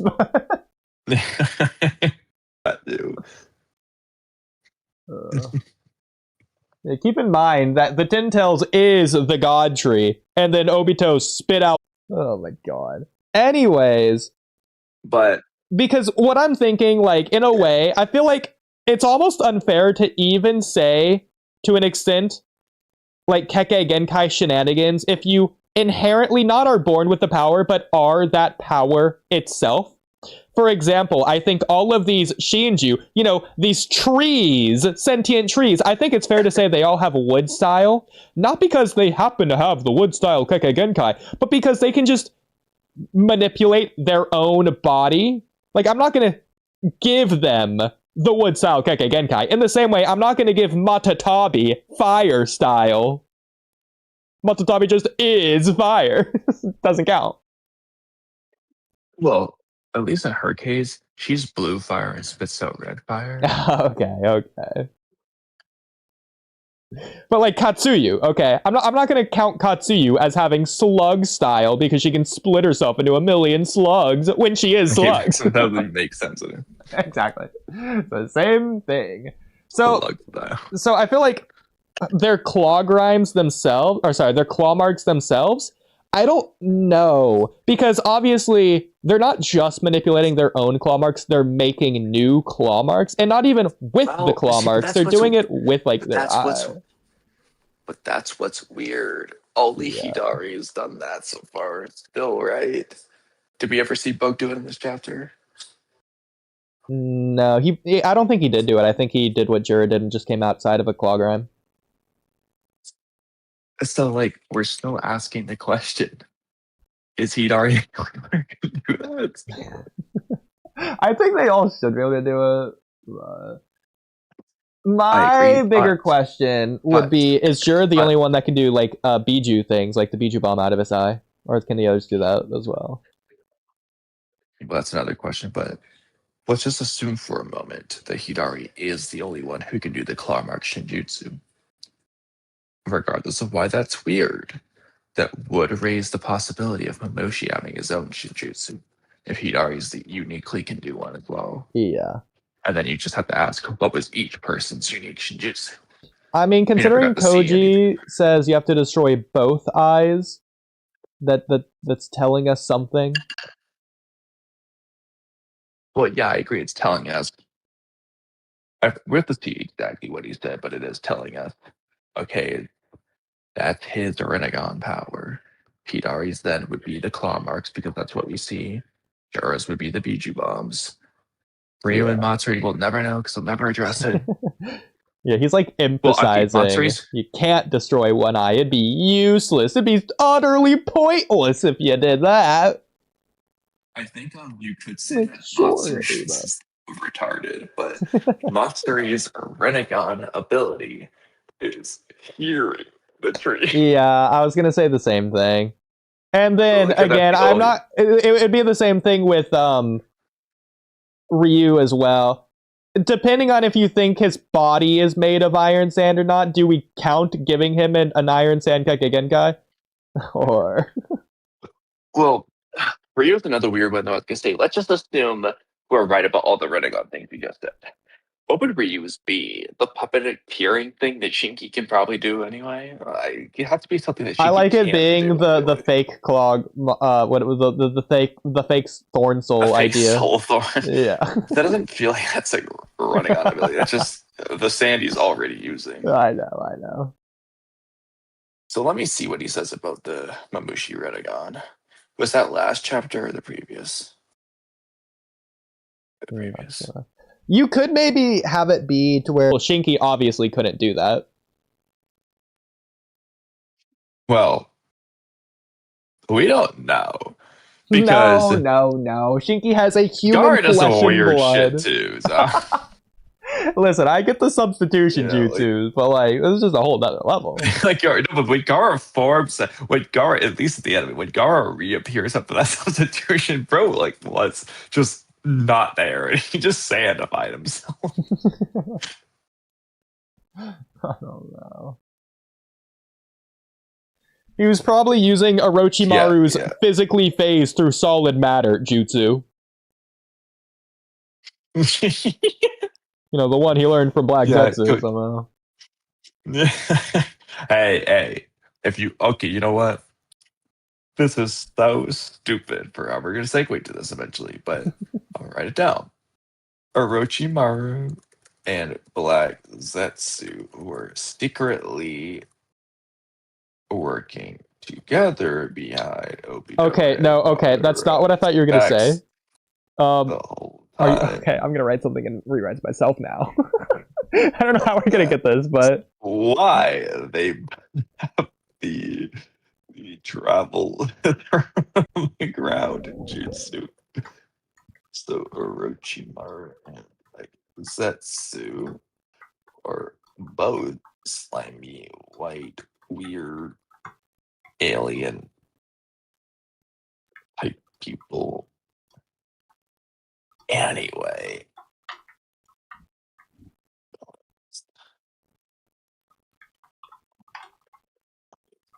No. Weird. That's okay. I'm about to post mine as well. I want to hear your thoughts on mine. We're not gonna do it right now. I just want your reaction. Let me finish typing it. Okay.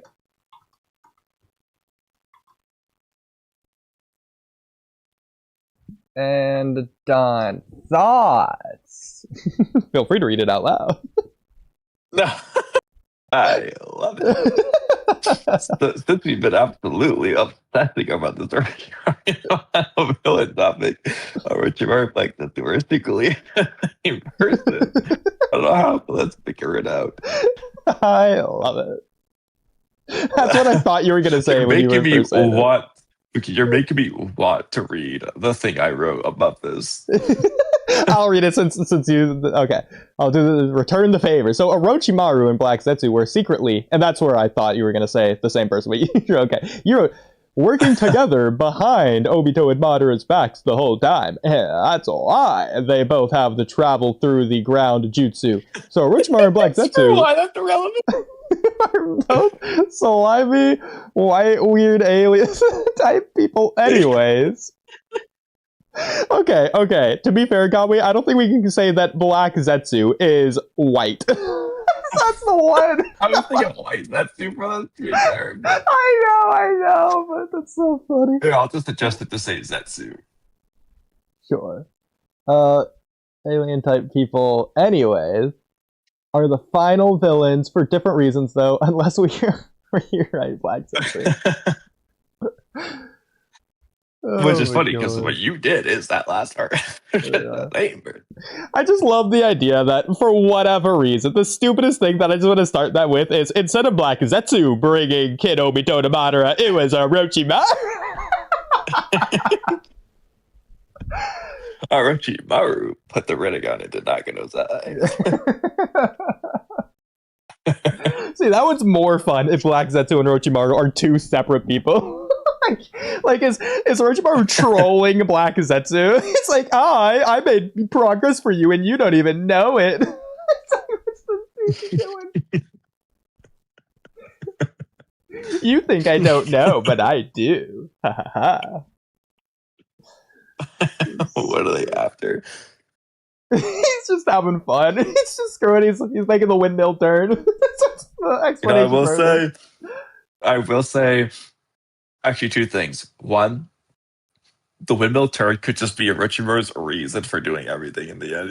Bro, it's the easiest excuse. It's the most general, vague nothingness of all time. It works for everything. Why is Orochimaru like such a revive Kaguya? He just wants the windmill to turn. Just any answer, any action he could ever possibly take. There you go. But it works. Because everyone's just going to be pissed. But the comparison I was going to make is kind of like the car actuation arc, though. So Victor has this big, deep reason. Oh, he wants to live longer. He's going to die and all these things. That's why he's selfishly doing his divine tree. Yeah. And then they're like asking Deepa, why are you doing it? He's just like, I just want to eat the fruit and see what it tastes like. The Richard is Deepa here. I love it. Oh my god. I love that each time the windmill metaphor just gets more and more simplistic to where at the very end Orochimaru is just like saying, yeah, I just want to make a windmill turn. like he's explaining to people who just haven't heard this all along. He's explaining this to them like for the first time and they're like, wait, what windmill? I'm just so confused. Oh, that reminds me. I don't think I ever wrote something down, but Okay.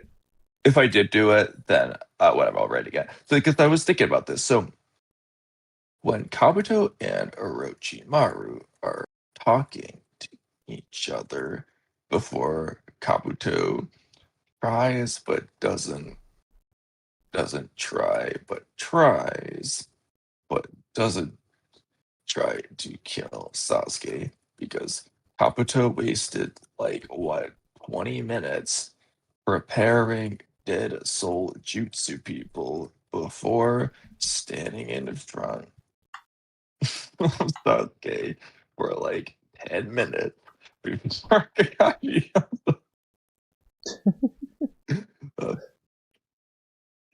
then just runs away. Let's change all that. Interestingly, Kabuto is the one telling Orochimaru what's gonna happen. He's the one bringing up starting the cycle of war and all that. Almost hyping Orochimaru up for it. What if Kabuto either is the one who wants it more, and Orochimaru has hesitancy before Kabuto inspired? I'm writing this in the silliest way possible. Yeah, well, shout out all of chat that I silently read while you've been doing this, by the way. Shout out all of you. Well, do they have anything big to say? Well, why do we need to see Bug with Fire Style? And my answer to that is, why not? Because it'd be cool. Shout out J-Man especially, who is here. J-Man, you should come back on soon. And they haven't given their update on this yet, but Memend Psycho has a question. Are we a Naruto fan? Because they have a question they want to know the thing that we might know the answer to. And so I said, ask We are definitely Naruto fans. In case you haven't caught on yet. Yo, this is that we're now talking about that instead of Boruto. On the Boruto stream. It's funny though, because you said since we've been obsessing about this first part being the final villain topic, did you notice what I wrote right above these? Oh yeah, well that's why I said it. I haven't read them all. What if X person was the inspiration? I mean, I have it out. Oh, that's funny. You have that here. Yeah, that's good. Since that just can go in the playlist of what if Naruto ended at X arc, I have the what if Saucer was the final villain, what if blah blah blah was the final villain. I have that all in that same playlist. Exactly, because my things were related to that. Yeah, I could technically probably make it a different playlist, but it's fine for now. You got a lot of playlists as it is. But if anyone has any questions, such as Mehmed Psycho, feel free to ask them. But yeah. By the way, Kamui, we are an hour and a half in. Thing for us to think about. Anyway. Okay. I'm assuming we'll do that another time. So back to Boruto topics. Back to Boruto topics. Oh my god, yeah, Boruto guy. Well, Mamushi's splitting ability that we actually haven't gotten to the topic on. So, okay, so if Mamushi's splitting ability is a Shinjutsu, or I guess if so, then it must be the most sought after Shinjutsu, ever. Bypass karma, do not skip go. Do not collect $100, or whatever the monopoly term is. You just split your body and offer your split body as 10-tail sacrifice fodder and insta-profit repeat infinitely. It's the ultimate cheese the system. Yeah, because Mamushi's soul should be entirely in there. It's an exact duplicate, so it seems like they don't have to die. They don't have to worry about their imperfect vessel. They don't have to worry about even immortality to exist. Also, let's also not forget. Imagine if those clones have karma, like instant Oh karma. my god. You'll be able to find some vessels easily with all those clones running around. It's like you don't have to feed yourself. You don't have to deal with that pain, assuming it hurts. You don't have to wait to revive. You don't have to deal with the burdensome process of actually having to do that all in the first place. You just like insta win. It's basically a glorified shadow clone at that point. What if that's what Shibai did? That's how he revived himself. So he became God. You just spammed that. Actually, you know what? Unironically, that's funny you say that. That's a way that Shibai can come back. One of him transcended. There's others of him running around. But it's interesting you say that, since this does go into the next question here. So if Mamushi splits, can he choose to unsplit? Can he re-emerge? Or is it permanent? And the only way to get back to one is if the splits die. This is important, going back to the Shadow Clone analogy. Shadow Clones can just poof away. Naruto can just undo the jutsu. I'm assuming Mamushi can do that. I'm assuming he can either poof them away or like merge them back into himself or something. I think it's more interesting if he can't merge them back into himself. Because in a way, ignoring whether or not Mamushi knows about his weakness, let's say he does, that means he can only go up in numbers. He can't go down. Unless he's just going to like choose to off his own splittings. But let's say he just doesn't want to do that. That means he's only going to go up in numbers if other people don't take him down. Like, he can't tactically choose to stay at, like, 30 clones or whatever. Or to, like, go back down really to, like, 25 clones. If he becomes too dumb, it's too late at that point. It'd be funny if he can't go down, and when he gets dumber, he gets so dumb that he just keeps making more and getting... I mean, I'm down. I'm waiting for it. I mean, My Hero Academia, I think I said this in the past, My Hero Academia in season 7, so when it's good, they did a very similar thing to this, to where there was a million enemies running around, but the million enemies were fodder, but the million enemies, like, all of them had the potential to become, like, the strongest character in the series, which means there would have been, like, a million of the strongest character in the series. So imagine, like, each of the Claw Grimes, at any moment, all of them could become another Jura. It's essentially like the equivalent. So like they're like basically kind of doing that idea in a cool way. If there like is a million Mamushis in this arc, that could be crazy. Because we've technically seen how they deal with that in My Hero, but ignoring that. Just a cool... I kind of like the a million Shibais and only one became God. What if that just is all Otsutsuki? They're all just holding up the Shibais. Yeah. Because, I mean, that's the thing, though. If Shibai did have the splitting ability and one of them transcended, I don't think the others would just choose to die.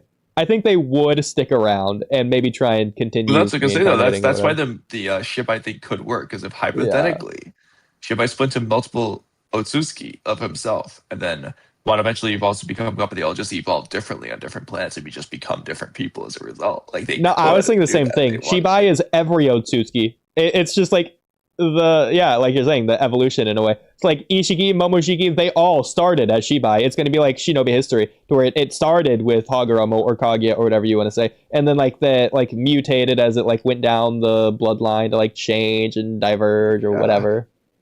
It's like similar idea. They genuinely can do that. Because aside from Kaguya birthing Hagoromo and Hamura, we don't know where these guys came from, how they were born, all this jazz. So they could just be all original Shibais. Especially if they're updating their body by absorbing other planets' genetic information, inherently changing them. So they all started as literally Shibai, but they can just change into other people.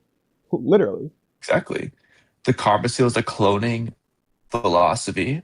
So like all these things are based on cloning originally. So like, they could do that. Yeah. But would you prefer it? That's the question. So it's a cool concept, but no, I wouldn't prefer it. In fact, I'd feel like it'd be wasted potential.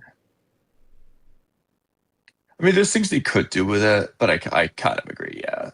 Yeah, I'd rather if they were just all individual, unique people who like were kids and knew each other as kids on their Otsutsuki home planet or whatever. Yeah, especially when you consider Urashiki. Urashiki, Mobushiki's extra fun.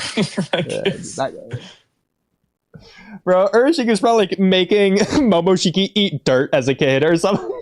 Like slamming worms in his mouth. I really want that backstory, bro. Like, I want to see, like, if that's the only way we get Urashiki is a Momoshiki flashback, so be it. I just want my Urashiki trolls. Like, yeah, bro. I just want any kind of scene that's similar to Attack on Titan Season 4, so spoilers for Attack on Titan, to where it's like Reiner, and I think it was Porco. It's just bullying Reiner, like throwing an apple at him or whatever, like made him drop his apple. I forget what it was. It's just stupid. Momoshiki, like, doing that to Urashiki doing it to Momoshiki, like. Yeah, the other Otsutsuki are just gathered around, just watching. Just like laughing at him. Urashiki's the top of the class. He's always been better than yes, bro. Mobushiki's like just born into a privileged state. Yeah, we get like the Aruka Otsutsuki who is like, yeah, no, Urashiki's the top of the class, and Momoshiki, you're the bottom of the class. Then Kinshiki, you're like the middle. Kinshiki. That's why, yeah, they're the team 7 of the Otsutskis. Oh, that's so yeah. You just have Kagi on the team. That's the girl, the love interest. In that case, you have to have like Ishiki, Momoshiki, and Kagi. I know. I mean, technically, narratively, this just isn't actually working based on the dynamics that we got between the Otsutskis and the humans. Dynamics going on. That's not at all, but yeah, you can make it work. Exactly. All right. But these two topics aside, did you have a topic you wanted to do in Boruto Topics? Well, I figured you should do your big long one. Yeah. Okay, let me get to that. Since I was trying to do it the other night and everyone hated it. It's the most boring Was thing this the one you were trying to do with the cloud that they all hated it? Yeah, like, the funniest part were you trying to do? Well, this was one of them. Well, to be fair, I asked them because I asked Juju. I saw this topic and I started off by saying, Juju, do you like or dislike where Boruto TBV Vortex is currently at? Because I want to see if I should do this topic or not. And funny enough, after he gave his answer, I actually still wasn't sure because he said he liked it. So then I was wondering, well, does that make it more entertaining or should we just not do it? And he basically pulled the Walky Talky way to where he's like, well, we're already talking about it. We might as well do it. He basically did that. So I was gonna skip it, but he said we should do it. What was his answer? It's just that he likes where it's going? Yeah. He's into it right now. Oh, got it. But anyways. But then you started, at what point were they just like, we don't want to hear it? I think I got to right around here. Right around here. Because I told him it's all this and this second message here. So we never got to anywhere down here. The funniest thing is that we stopped to like talk like at a couple different points, but I think this around here is where we stopped talking for like the last time. Juju said that we can move on, but like he was reading ahead and especially we should move on because he read Platinum End and he says like, yeah, no one cares about that. Why is he writing that? Let's move on. The reason we didn't do the topic is because Platinum End. I thought that was the funniest part. That is funny. Yes. But Kamui. What was the other topic? Before you read it, what was the other topics that like they just wouldn't let you do? It was this one right here. The one we were talking about earlier about the timeline not making any sense. So this was like one person. We already talked about it on the reaction stream. It's something you did that one because they all gave an answer. Yeah, it was very difficult to bring it out of them. I don't think any other ones were written down. It was just their topics and like me trying to respond and then Free Game just immediately cutting me off and asking us the next question. And they talk about me. Yeah. We did actually have a couple interesting conversations. Worse. I interrupt Mello one time. No, but we actually did low key. Like ignoring the parts that I thought were boring, because I thought some parts of the past two shows, to be fair, Juju said the same, so I agree with him. Some parts of the stream were boring. Some parts of the stream I actually do think were pretty interesting conversation-wise. Like, for example, one of Free Game's topics that I really liked, if Kaguya does come back, what role do we want her to have in the narrative? And then we had like some really fascinating conversations based on that, just like as an example. But anyways. Oh, ignoring the fact that we've already done that topic like 5 times, probably. Ignoring that. But Kamui, is it just me? Or has Boruto TBV Vortex... I agree. Or has Boruto TBV Vortex been feeling like it's been going through the motions recently? It still has its quirks, but it doesn't feel like it's been overly good or bad. Story-wise, it just feels empty.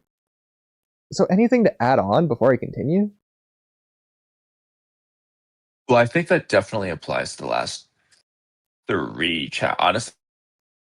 So chapter 25 is the chapter where, you know, like the world ended, they ruined Sarada, Momoshiki, and Boruto in 1 chapter. And after that, so those 3 subsequent chapters is where this really applies. But that's 3 months of time. So part of why as long as the fake Boruto hiatus. Yeah, ignoring the fact that Juju disagreed, obviously, inherently, because he likes TBV Vortex, so obviously I figured it'd be entertaining. But ignoring that he also said it would be boring, part of the reason he wanted to move on is because he said he doesn't know how to respond to any of this, because I'm basically describing my feelings on it, the vibe I get from it with this, rather than narratively saying what it does right or wrong, or comparing it to other series that do specific things right or wrong. I'm not making any like specific writing points in that regard. And to be fair, I do agree with Juju on that, but I don't care. Please do that elsewhere. The only reason I can respond is because I agree. Exactly. But Kamui, maybe you'll agree with this as well. In fact, I'm just gonna keep going until I have something to stop to say, or you interrupt me to say something. Things are happening, but it's just events. It's things happening, but that's it. It doesn't feel like it's progressing the story. Good buildup is noticeable and good, but this doesn't feel like that. It's just things happening. At least in the first 2 arcs, there were still obvious things to latch on to. This was also something that, like, after Juju said this is just my vibes and feelings, I did technically say, well, to be fair, Juju, coming back to this is technically alluding to something specific that is basically what you were wanting. So he could just, like, expand on this if he wanted to, but he just sort of wanted to move on. But yeah, it was obviously... So real quick, because I want to be as fair as possible, and so, okay, first let's lay the groundwork. You say lately and recently. Do you have a start and end point for this feeling? Is it just the start of this arc, or is it like what I said, chapter 26, 27, 28, really? Like what point are you starting this with? Yeah, I mean, obviously the end of the Sand Village mission was really, really bad. I don't know if you would count Jura's reason for leaving or Boruto and Kwaki's reason for leaving as anything to do with any narrative thing. But is that going through the motions, or is it just beyond that? Exactly. Like at this point, it's a tried and true formula. I feel like going through the motions would have them just be doing like a mid-fight, but Jura just canceling it all together. It's just like, can't even call it going through. They're not going through any motion. That wasn't going through the motions. No motion was gone through. Yeah, I mean, for as much as we meme on it, obviously, and as bad as TBV Vortex is, it is, for as bad as it is, there are still moments, or even like holistically, I can look at it and I can see what they were trying to do. I can see what they were going for. I can look at this and I can say, this is where the serious Boruto OSD is going to play to where it's actually going to be emotional / cool. Even if they're executing it wrong, this is where that moment is, because I can tell, writing-wise, they're doing something here. At least, it's like Sakura. At least they're doing something. You know, Naruto might not have been doing good against Orochimaru. He might have even been making everything worse. But at least he was doing something. My only thing is, so I could definitely say that about like chapter 25 with like Moashiki and Sarada and all that. But for Jura's reason for leaving in chapter 13 and chapter 24, are they doing anything? Like what? I don't know what they are going for. I don't know. Just that is what they're going for. That Jura will never do anything. Jura changed the future. It's acknowledged their struggles, their effort. It's because the Naruto love thing. There's a lot of headcanon answers that none of them work, but let's just pretend like they do. So there you go. Okay. Yeah. So I guess in this case, then it really is just going to be when I said chapters 26, 27, and 28, the last three. Yeah. Because obviously the Sarada Mangekyo nonsense doesn't make any sense and is terrible in every way, but at least it's narratively bad, but it's still narrative, even if it's bad. Same with with Boruto choosing to go and fight Jura, knowing he's going to die, and changing the future and blah, blah. I think that is actually, they're doing stuff there that is good. Yeah. I think that's pretty good. Yeah, because that one's not bad. Like, honestly, like those like 3 chapters there, up until Kawaki stuff, it's like generally fine. It's just after that. Yeah, like we might have like a million complaints about it. So like, this would apply to Ada. Forgot. I was gonna say Ada's omnipotence revelation thing applies in that it's doing narrative, but that one it's not like Sarada where it's trying to do the big narrative and it's just doing it bad.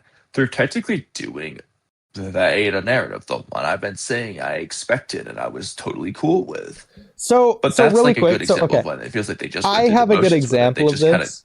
I don't know if you're gonna agree with me because you think this moment's really cool, but in my video of like the reason that people hate the Attack on Titan finale, one of the things that I've recently gone back to add to the script is there's a lot of things they need to cover that they need to address that the audience knows, that we're expecting, we're aware is going to happen. So it's about how they're going to do it. And Isayama is giving us everything we want, but it's about how he delivers it. And I feel like for some of the things, I'm not going to necessarily say it's going through the motions, but he's giving it to us to give it to us. He's checking off the boxes is the best way I could describe it. And my biggest example of that was Levi killing Zeke. Now, obviously, they're still doing things there. And you could argue in a way that it's the point that it feels the way it does. But I feel like that's one of the biggest examples of it. I'm not going to say it's like plot enforced stupidity or whatever. There's reasons to do it in the plot.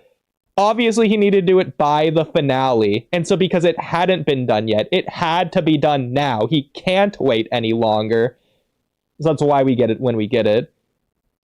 But I feel like that's just an example. Everyone was waiting and expecting and wanting Levi to kill Zeke. And you thought the moment was really cool. But when we actually got it, all it was Levi killing Zeke. Outside of Zeke's conclusion to his character, and like obviously the plot of like needing to stop him because I'm like, because I'm having a hard time just ignoring that part from it. Yeah.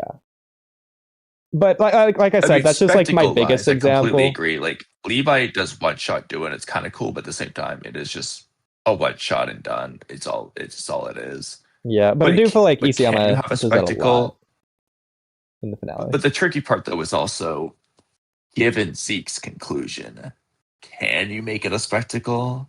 You have to make the spectacle before his conclusion almost. Which doesn't work for what they were doing before, so it's kind of a tricky. Well, if anything, they're framing it from Zeke's perspective, which I feel like was inherently the wrong move. Frame it from Levi's perspective. That's the reason we want to see it in the first place.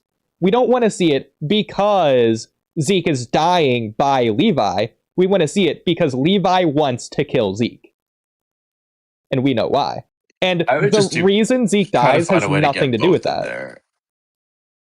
Because I do like Levi's last words, not Levi, Zeke's last words. They're good for Zeke, but they have nothing to do with Levi or the Zeke and Levi dynamic.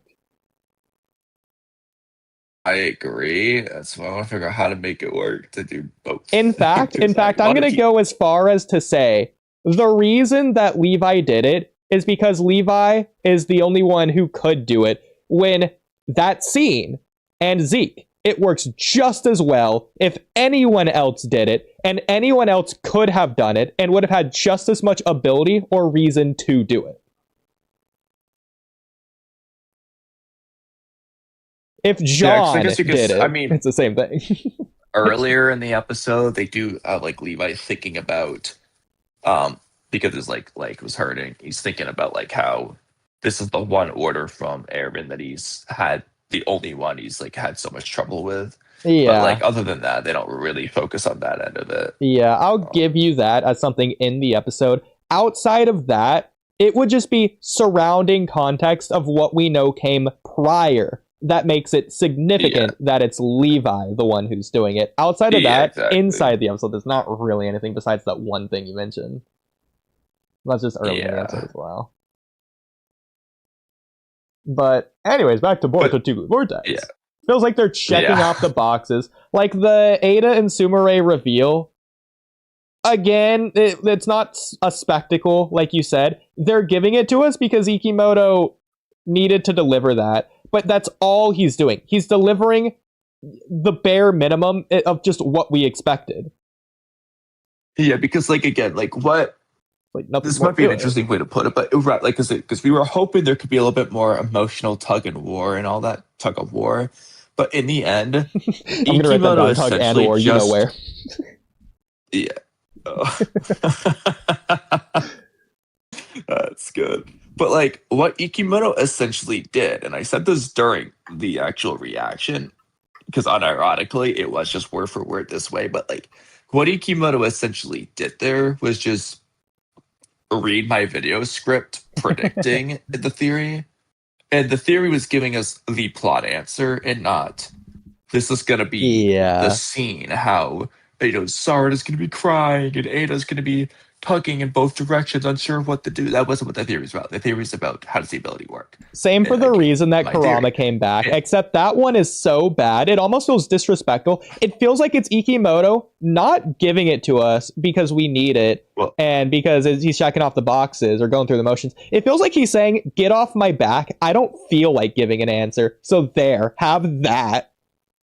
Yeah, that was, Kurama one wasn't giving us an answer. It was just like, I'm back, and who cares why? Or is it another giving us the answer? Screw you for thinking otherwise. Yeah. That was just stick in the middle. That was Kawaki's middle finger to us. But, for Ada, though, they were giving us the answer. But again, like, in the story, it was just my video script. This just how it works, why this would be the case. But they weren't playing it. They weren't playing into the scene. They were just giving an explanation. It's Kakashi explaining chakra natures versus the moment when Naruto learns the Rasen Shuriken or something. I don't know, you get the idea. Like it's just like explanation versus a scene. Actually, I think that's good. Just like the most spoken thing between us of all time, we don't need to explain the 3 Tomoe awakening narratively. It's just it's obvious, the impact. It's the same thing with what you just said about Naruto learning the Rasen Shuriken and using it against Kakuzu. They don't need to spell it out for us. Here, it feels like it's the exact opposite. They're spelling it out for us, and there's no narrative impact in the first place. There's nothing to be felt. Yeah, so like more examples. I was like saying, set the Rasen Shuriken. A better one could be Jiraiya can explain the rotation, compression, and power of the Rasengan, but like Naruto using it on Kabuto, that's the impact. The other one would be 3 Tomoe. So when Sasuke awakens the 3 Tomoe, we understand why he awakens it without being told. Separately, though, you have Sasuke talking to Boruto in that flashback of chapter 21 or whatever, or like Tobirama explaining the Sharingan, and through the explanation, you would understand why Sasuke awakened the 3rd Tomoe. What they did with Ada was Tobirama explaining the Sharingan. Oh yeah, this is why. But we never got a Sasuke awakening the 3rd Tomoe moment for Ada in relation to this. We just got the explanation. Yeah, I agree. Okay, that's a really good way to put it. We just got the explanation, nothing more. I do like that. What you just said there about the Ada Sasuke one. And obviously in this case, it'd be weird. You could do it separately, but it would make sense to just do both in the same chapter, probably. But give us our... obviously, Ada's not going to awaken the power in this moment, but give us her, like, emotional moment of impact in chapter, which is what we were hoping for. And I can understand why it was a little tricky, but, like, it was doable. Because that's why we hope for it. We hope for these moments because of the emotional impact that should be inherently tied to it. We're not hoping for the moment because of the moment itself. That doesn't make sense, but that's what we say because it's just common sense to speak in that way. So Ikimoto's giving us what we asked for, but he's not giving us what we've wanted all along. So I'm trying to think of because we were bringing up examples before. And I was trying to think of, like, what in my head am I thinking of? I don't think this is the thing I was thinking of, but it does work as an example. But when Sai is watching Karori beat the shit out of Naruto for a while before he steps in, because there's some moment Ada where he watches for a while. But there's a different scene I'm trying to think of to where, like, it feels like someone was getting pummeled and they were mad at them, but they didn't step in, and eventually they did. I can't think. What am I thinking of? Like, what is in my mind? Like, it would be like the exact replica of what we were saying for, like, Ada and Daemon here. But, like, is there an Naruto scene that does this? I'm just forgetting. Probably. Your thoughts gave me a random side tangent that's completely unrelated. Just a thought. First of all, do you think the Shinju are affected by omnipotence? Or would they have been if they were around at the time, if you think that's a possibility?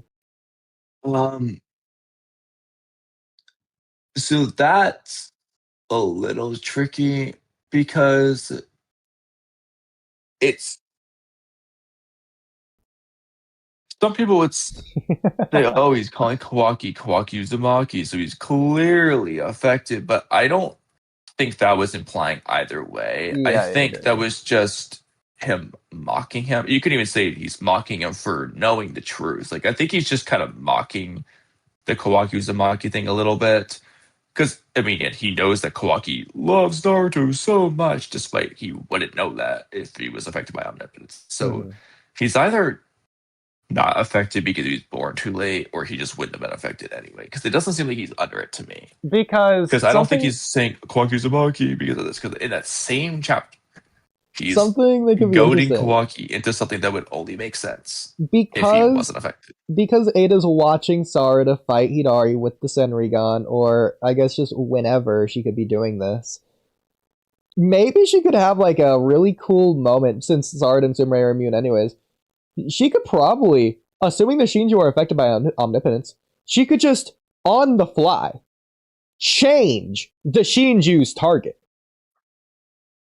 So Hidari's about to devour Sarada. Ada doesn't want that, so she changes it to someone else.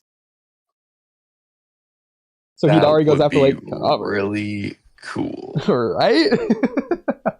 But are they gonna do that? Because technically, she could easily do that with herself. She just doesn't want Mamushi to target her. Keep in mind, we've already had targets change, and they could do a retroactive, like a flashback or whatever, to explain this. I don't think there's anything wrong with that because it could be cool. I don't know technically plot-wise how it could make sense, but, like, again, we've seen Shinju change her target. Jura changed it from Naruto to Himawari. Yeah, the problem is, it's I guess you could say that Ada didn't want it to be Naruto, but then it also went back to Naruto, and I don't think Ada unwanted it from Himawari. That's the thing. I don't think that would apply to Jura. See, my reasoning, like you're saying, that it's, so I would say it's because Kawaki, she knows that Naruto means a lot to Kawaki, but then why would Jura desire Naruto in the first place? Why would it change? Like, Ada never even knew that, I don't think, unless I guess she could have known that beforehand. But I don't know. She found out Naruto was his target in chapter 5 when she told Kawaki. Sure. So. Okay, you know what? Yeah. Then it probably would have just changed by, like, chapter 6, if that was the case. Yeah. And she also wouldn't put it back. Well, to be fair, it could have only happened when Jura came to the village out of like the sense of desperation Ada would need to feel to do that omnipotence change. Yes, considering like she technically didn't do omnipotence until Kawaki was at like his most vulnerable moment. It wasn't leading up to that. It wasn't she saw it with the Senrigan and she needed to fly over to do it. Ignoring the potential of like the needing to touch an Otsutsuki shenanigans.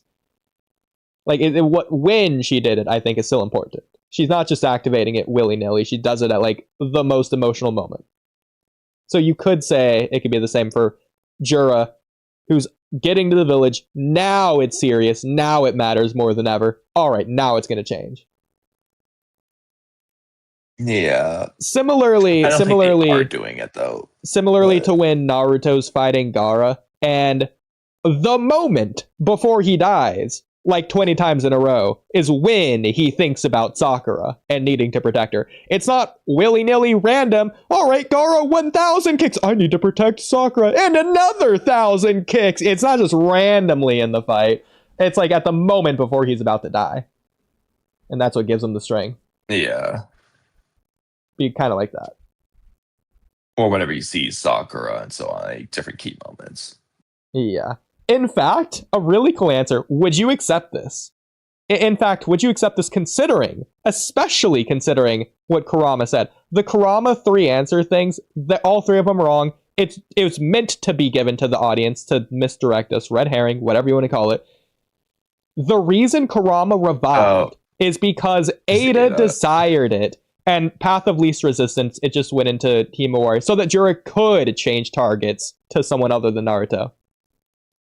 Maybe whereas, yes, that's cool. The problem is, did Ada wish that before Jura was born? Well, it would only be...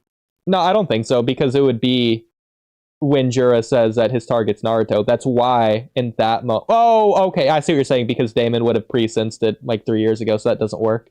Yeah, and Ikimoto confirmed what he was saying. Yeah, okay, so that means it can't be the case. But like rewrite-wise, it'd be really cool if you just remove that Daemon scene. That could be cool, yeah. And then I would say, going with that rewrite, the reason it switches back is for the same reason it switched in the first place. It's like reactive rather than proactive. So Kawaki expresses that he doesn't want Himawari to be devoured by Jura, and so it's going to switch back to Naruto, who's more safe than Himawari. Or just be the thing to where Jura just kind of bypassed it to where, because the thing just switched for Kurama to come back, not for Jura to switch his target directly. So once Jura just realizes Naruto's still alive, he's like, all right, well, I'm going back to him. Yeah. In fact, I think the coolest answer, if rewriting it to where it is what I said, the moment Naruto comes back and Ada sees that, it would be really cool if Jura switched his target back to Himawari, since Naruto would then be in the most danger. So it just it'd be funny if Jura's going back and forth between the two, like physically, location-wise, because he's just so confused. He can't figure it out. Which one do I want? You know, the way it's looking, I don't know if Ada even needs omnipotence to make that happen. It's like he just gets to the room where Himawari is. He just flies over to Naruto, gets to Naruto's room, flies over to Himawari. It's like, that's stupid. It's possible. It's just going crazy. I can't decide. Yeah. You know, he's like, you know what? Screw it. Himawari, I don't want to devour you, but I'm going to pick you up. I'm going to fly you over to Naruto, and I'm going to sit you both down in the same room so we can figure this out. At that point, Ada's kind of screwed.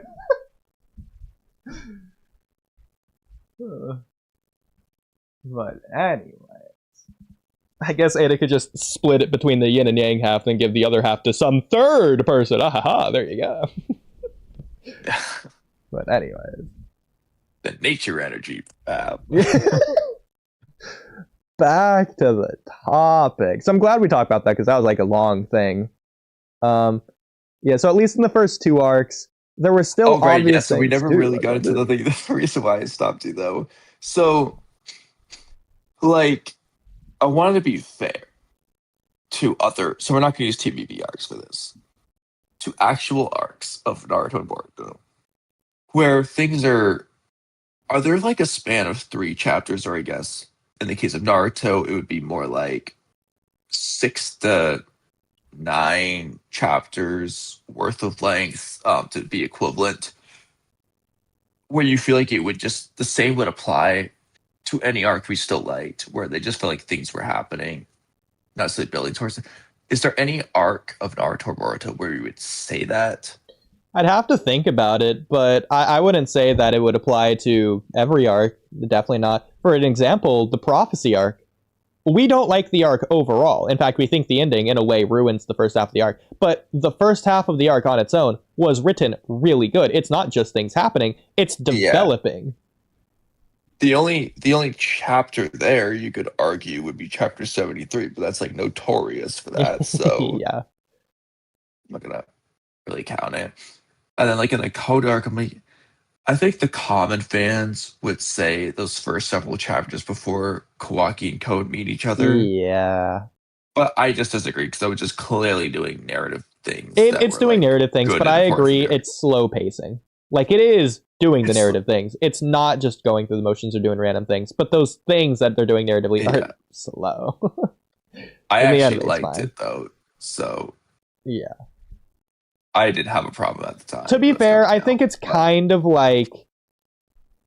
So, okay, it's the difference between Sasori versus Sakura happening at the same time as Naruto and Kakashi chasing after Deidara, to where they are just doing that with no progression, versus Naruto and Sasuke versus Gaara being the A story, with Hiruzen and Orochimaru being the B story, to where it's just continuing, except it isn't actually. It is narratively progressing. It's just at a very slow pacing rate. And I'd say that's the difference, and that's like the comparison.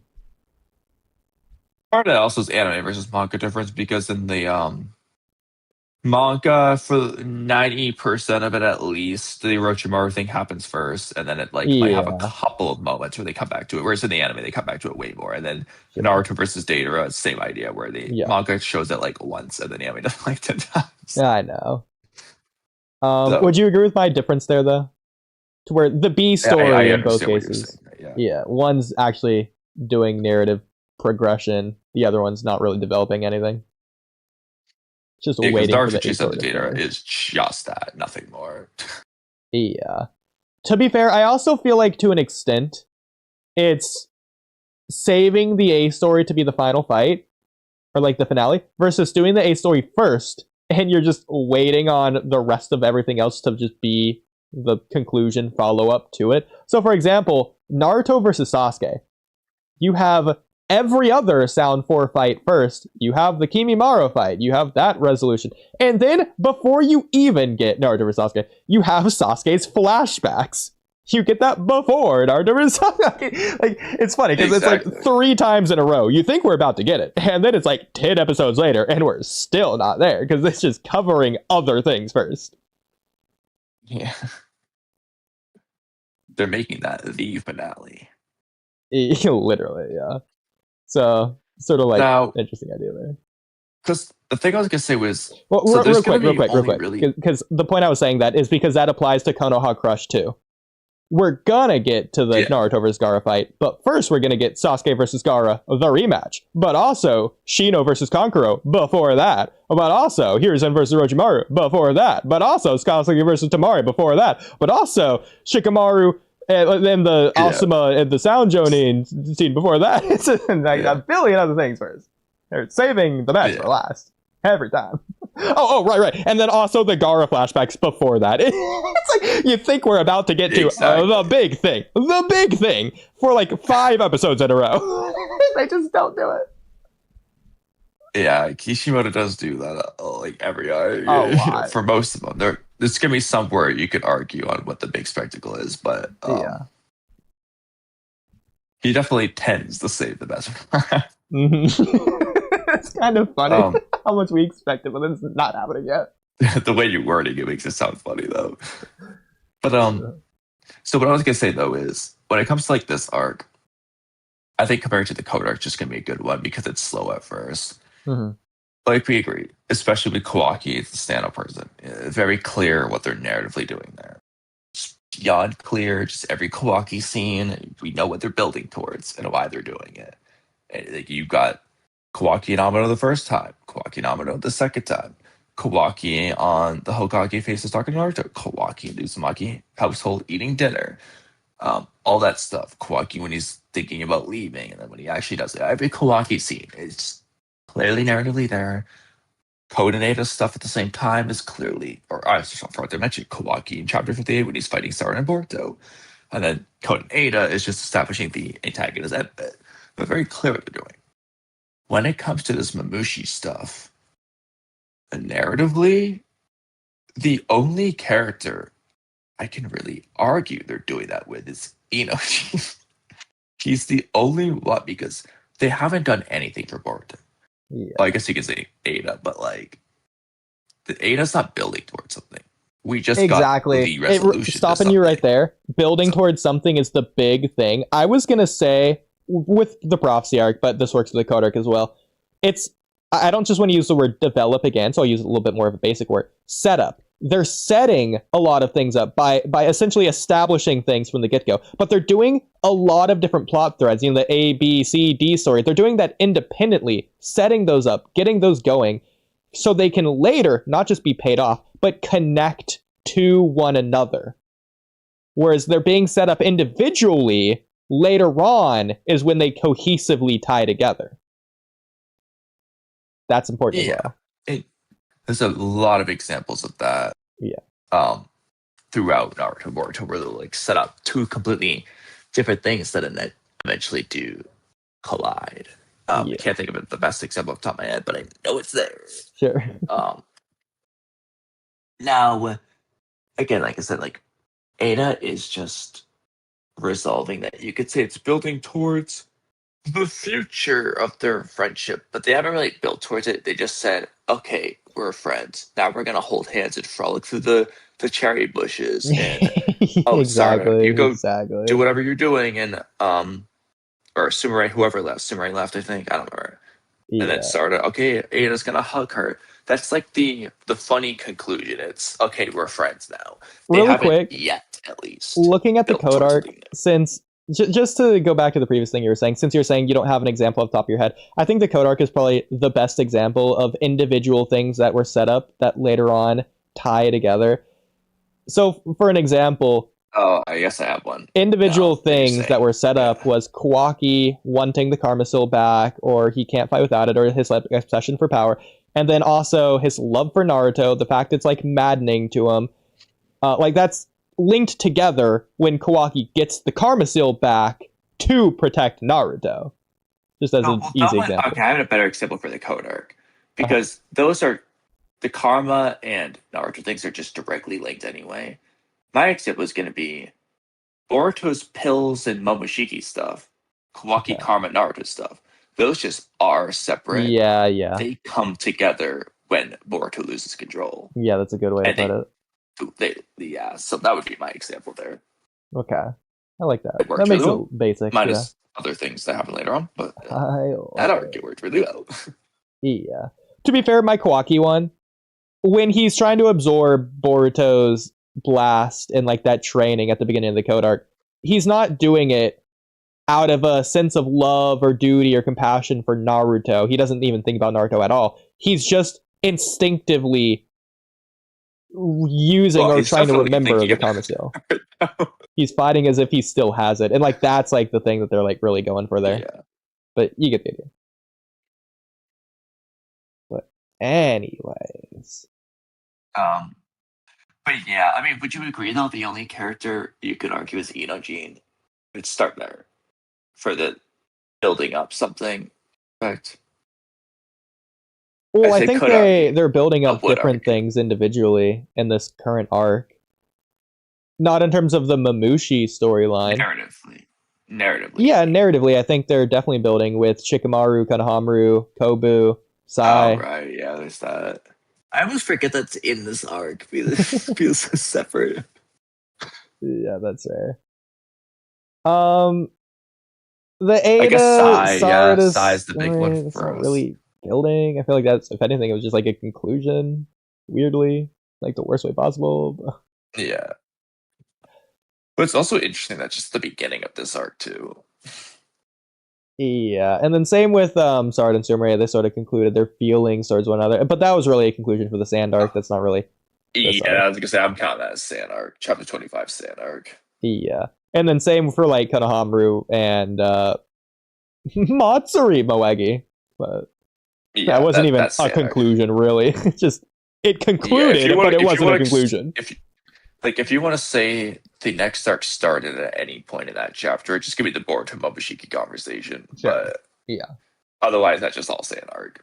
Yeah, I mean, you could argue that's another thing that's being set up. Yeah, but I'm hard pressed to call that narrative setup because of how nonsensical it is. It's also not yet, anyways. I'm sure it's going to be, but as of right now, it's not narrative setup. You can say it's set up for future narrative things when they eventually explain it, which I think is probably going to be at the beginning of this next chapter. But as of right now, it's not narrative. Yeah, that's what I was gonna say. Like, with a lot of it's just plot, and there isn't.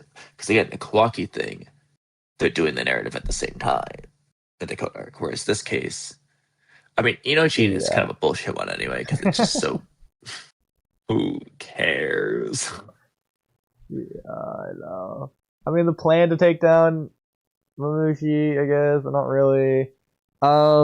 You have, if you want to count it, you have the Daemon Ada thing to where Daemon wants to protect Ada. That's finally being paid off with Mamushi to where he's taking it seriously. There's finally a threat towards Ada.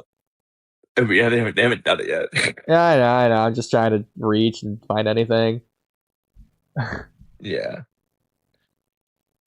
But of course, when you say things are just happening and that's it, you don't have to literally mean as 100% that is possible, and it can just be like, generally speaking. Boruto's sword, would you count that as narrative?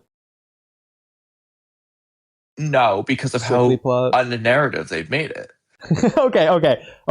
I agree with that. That's funny. I think it's narrative, but they've made it unnarrative.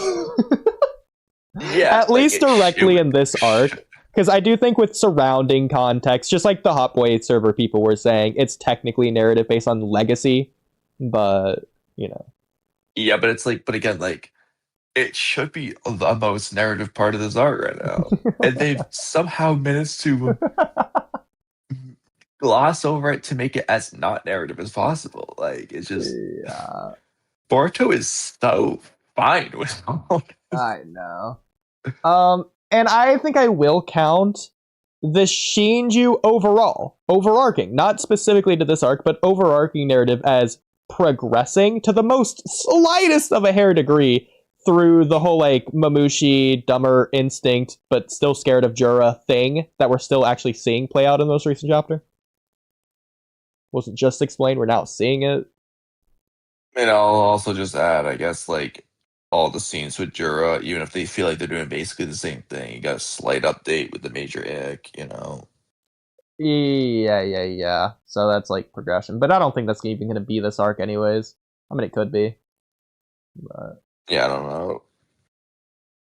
I mean, I guess Hidari's progressing on his ickiness. That's funny. Honestly, I feel like there's two different things with Hidari, quote-unquote, betraying Jura.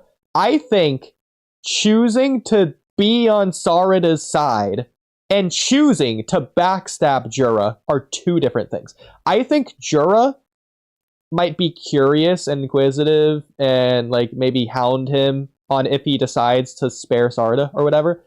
But until he decides to officially, formally swap sides and trying to attack to take down and kill Jura, I think Jura is still going to consider him a Shinju who's on his side, even if he's not doing what he wants.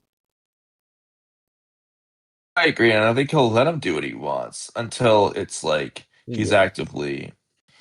It's like Hidari should be free to do whatever he wants, in a sense. But yeah, because he literally tells that to Ryu, so... In fact, there's not an explanation for why Jura's letting the other people soul thorns go. But I feel like if Jura, I guess we'll just give him Aaron's narrative. If he's just making everyone free to do as they want, including the bad guys, then he's just respecting the effort it took for them to get those thorn souls by just letting them keep it.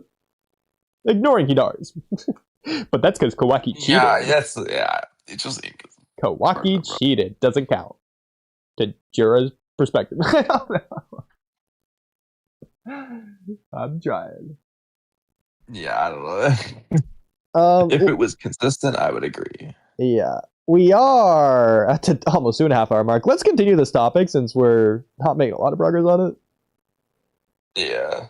Yeah, so the first 2 arcs, there has been stuff to latch onto. But it feels like ever since getting back from the sand mission, so I guess that specifies the exact moment you were wondering, the quote-unquote vortex of fate that has been spinning again since chapter 1 is slowing down. Perhaps we're just getting used to this tried and true formula after 28 chapters of this. Every new chapter is 1/28th more on top of what came before. Instead of chapter 2 or 3, where it was double or 33% more new time skip stuff. So that's not to say the specific first arc itself was interesting, but the time skip itself was interesting because of time skip reasons of what's changed since then. So I do think this is like the worst point on here. It's purely speculation, to be fair. I'm literally asking the question through a question mark.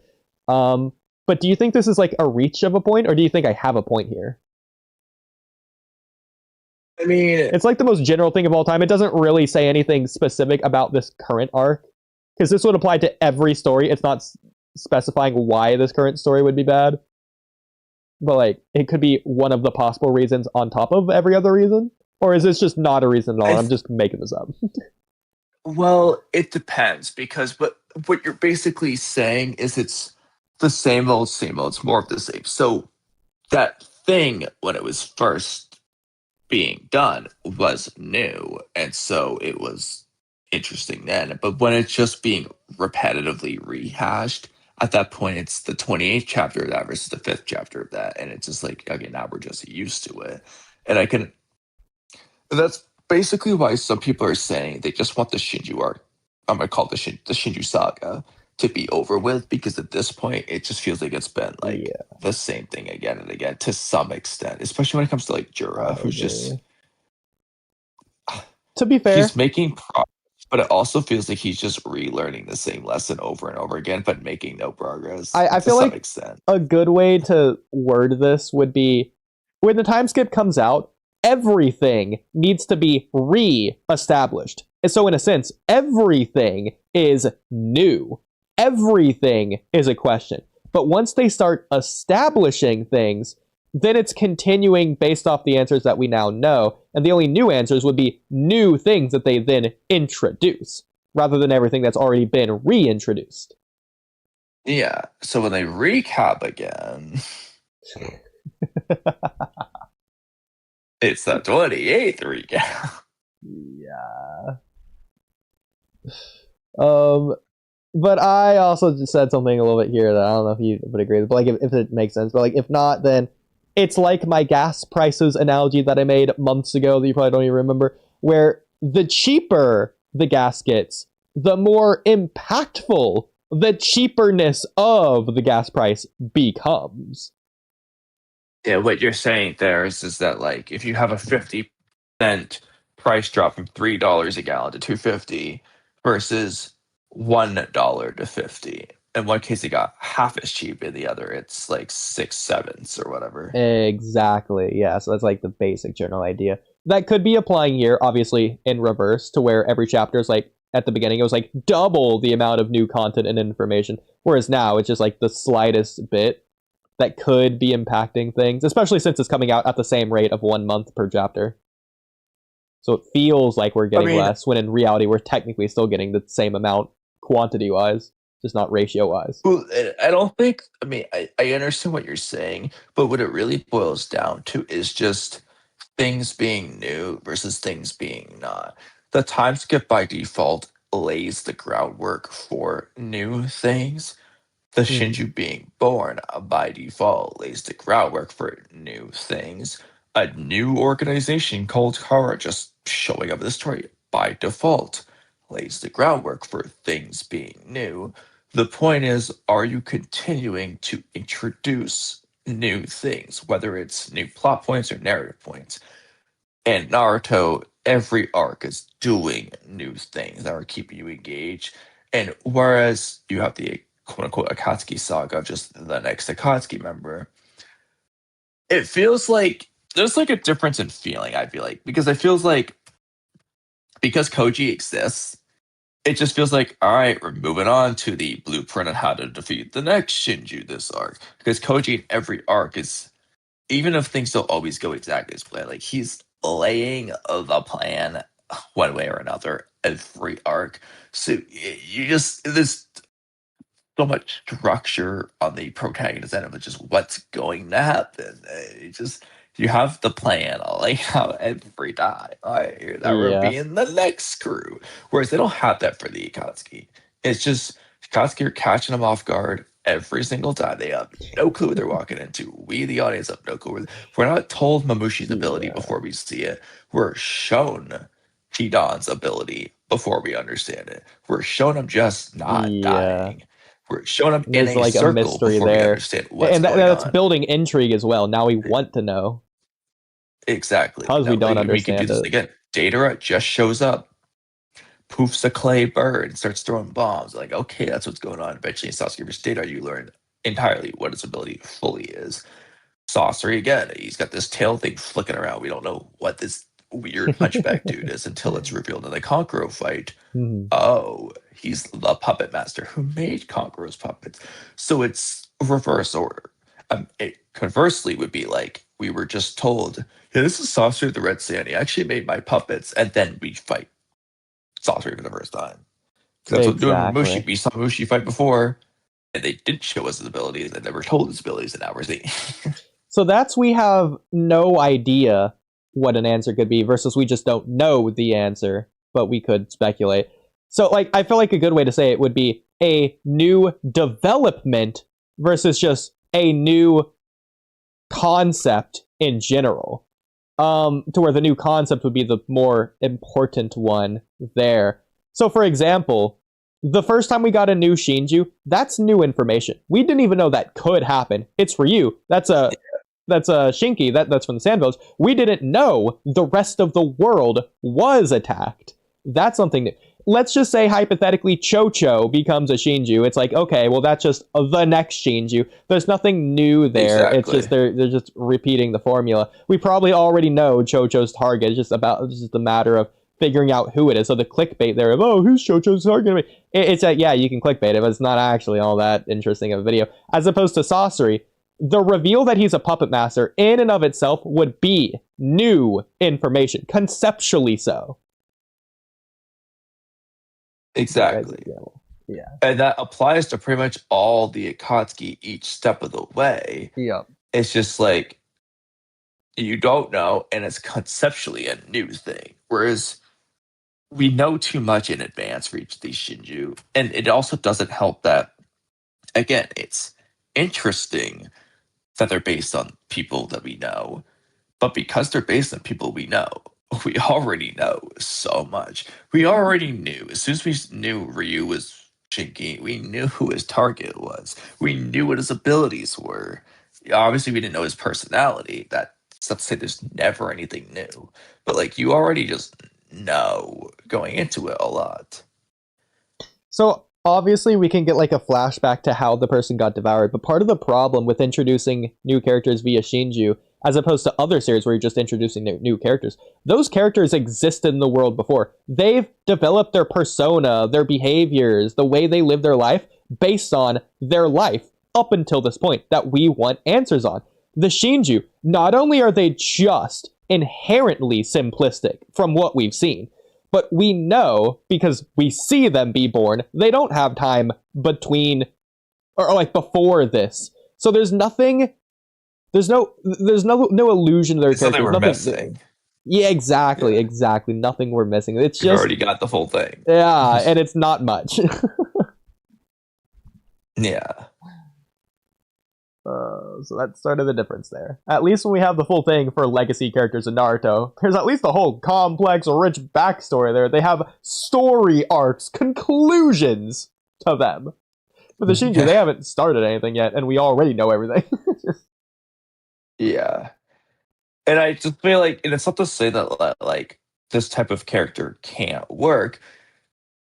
Because again, I like my royal guards in Marua.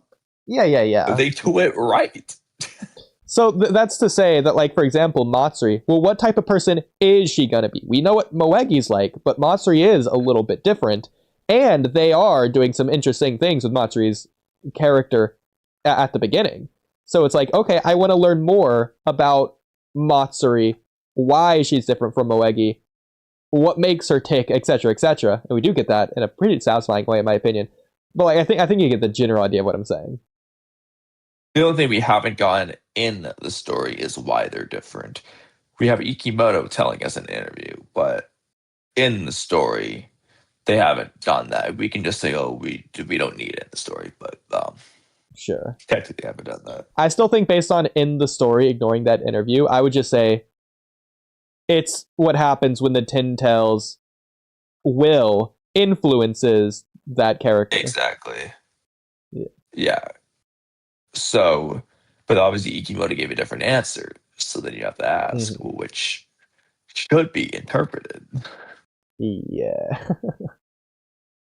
Well, what should be interpreted would be Ikimoto's answer, in my opinion, but ignoring that. It's just entertaining, the idea that we should just ignore. Yeah, but sometimes, like, in the story, the author can intend one thing, but what they write gives something else. I know. Do you go by what the story is telling or what the author meant to do? Well, to be fair, the story just isn't telling anything at all. We're just exactly. So in our case, we would have to just go with Ikimoto because it didn't tell us. But yeah.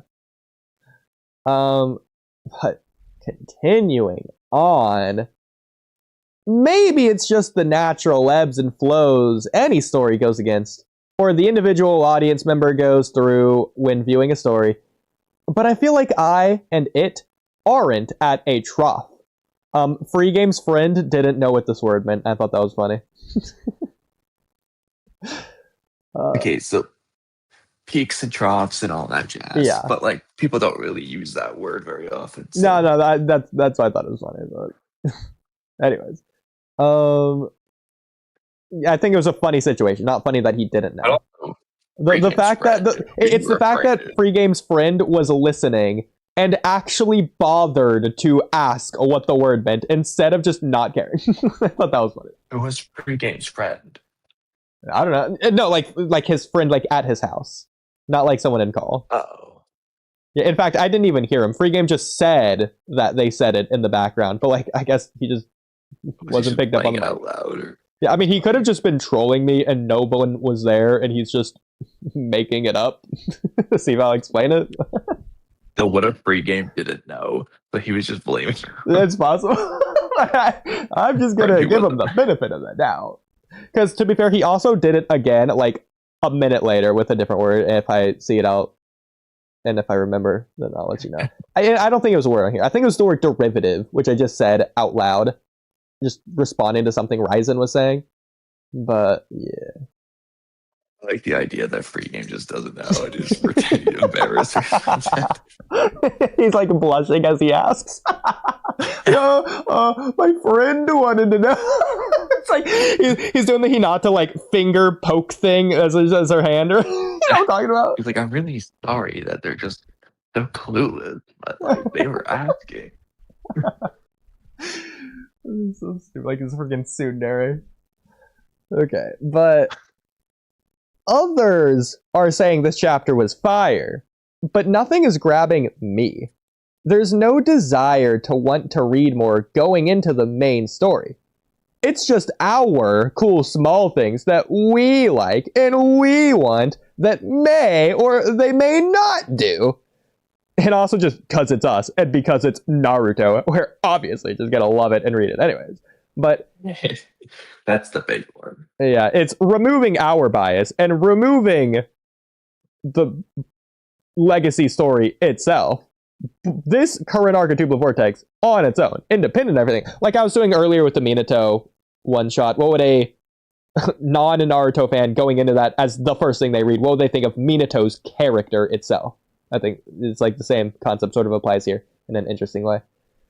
But it's not a not if, but when, inevitably, it's just an if. Which I think that's a really cool way of wording that, if that even makes sense to what I'm saying. Do you understand that? Well, another thing, though, is just coming back to something you said at the beginning, is that I may or may not do it. These chapters haven't been overly good or overly bad. And I think that's reflective of our streams lately, because you look at early Boruto when we were first starting the podcast, or like me on my YouTube channel, it's just we're excited to make all these theories, all these things we care about. Then you have a pretty big stretch of TBV, which is us passionately writing like 30 topics each the same night as we do that 8-hour stream of complaints. But they're things where we just can't wait to do that stream talking about. Yeah. And then there's been these past few months, we haven't really done that many Boruto streams. Now, part of that is also because of like other things, mostly me with work and school and all these other things. But like outside of that, though, you look at what are we choosing? What are we passionately making topics on and talking about? It's the freaking Naruto ones. And before, okay, we always have the Naruto stuff. But we were like, oh, we got to do all these Boruto topics too. Whereas we're really doing this one because the chapter's coming out. And I'm like, I guess we should do it. I don't think we've done, I know you did the cloud stream, but I don't know if I've done a Boruto stream outside of the Boruto chapter last month. Which just says something. It's because it hasn't been good or bad enough for me to be as motivated. That's not to say I have nothing to say. It's that in comparison to my Orochimaru rewrites, I'm just not being pulled into directions. It would be relying on the older topics and the newer topics to the same degree, rather than being reinvigorated to talk about it because of the new topics that we want to cover now. Yeah. It's like the new topics are just like the old topics. We'll get to them when we get to them. And that's like, we want to get to them at some point, but that's sort of what the vibe we've been going with Boruto this past month. Yeah. As opposed to everything else, which took priority. Because we wanted to do it at that time. Exactly. Yeah, for Boruto, it's just like, if we get to it, yeah, it's cool. We'll do it. We'll be happy to do it. Exactly. But yeah, so examples of it's not if but when, it's just an if, would be like, for an example, like Kaguya's backstory, the reason Kurama returned, the reason Jura left, that one's technically answered, not really, Matsuri's trees, if Ryu has a Shinjuju, or what Mamushi's ability is, etc., etc. Like, all these are something that we don't even know if they're gonna explain. So like, I think an example of a story doing this right, rather than Boruto 2 Blue Vortex, which is doing it wrong, would be, funny enough, the early seasons of My Hero Academia that I don't like. I think what they did with Dabi was good from like an audience standpoint, not necessarily from a me standpoint, but like objectively, how the community took it. When Dabi was first introduced, there's nothing to go based on to make him special or stand out, or to be like, oh, this is not an if, but when. We're definitely going to get Dabi answers later. He was just a cool character that people really liked. You could say there's intrigue based on the fact that he has scars or has a flame-based ability. So it's like, oh, well, you can connect it. But there's nothing in story, even slightly hinting or alluding towards him being anything. It's just he's cool. So this is sort of like what I was like adding you at in the My Hero Academia chat. Not that inherently, but like this concept of reveals.